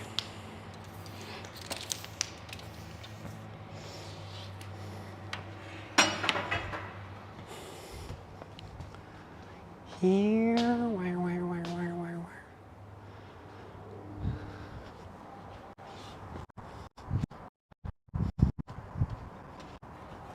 Ah, here's my other wire.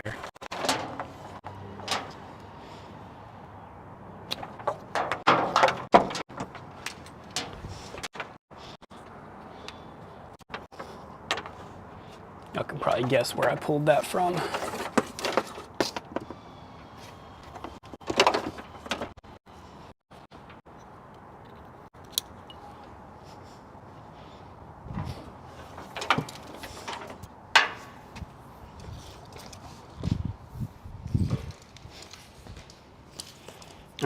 Hopefully this makes it long enough.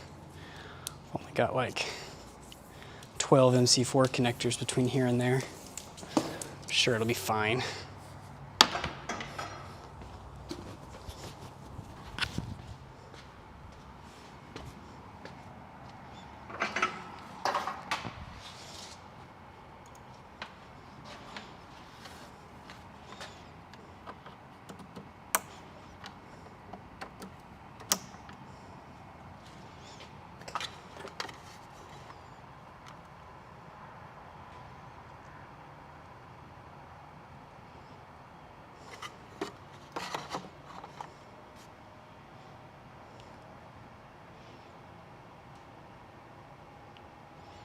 There we go, 37 amps.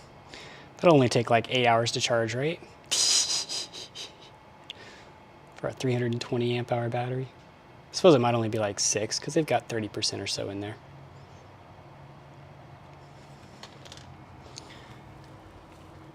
Well, I don't know if y'all want to stick around and wait on this, but I'm gonna go ahead and shut down the live. I really appreciate all of you jumping in and having some fun, some conversation. We will do it again soon, as well as I will hopefully have some more videos out soon and some very fun high efficiency inverters to play with. So, until next time, thank you.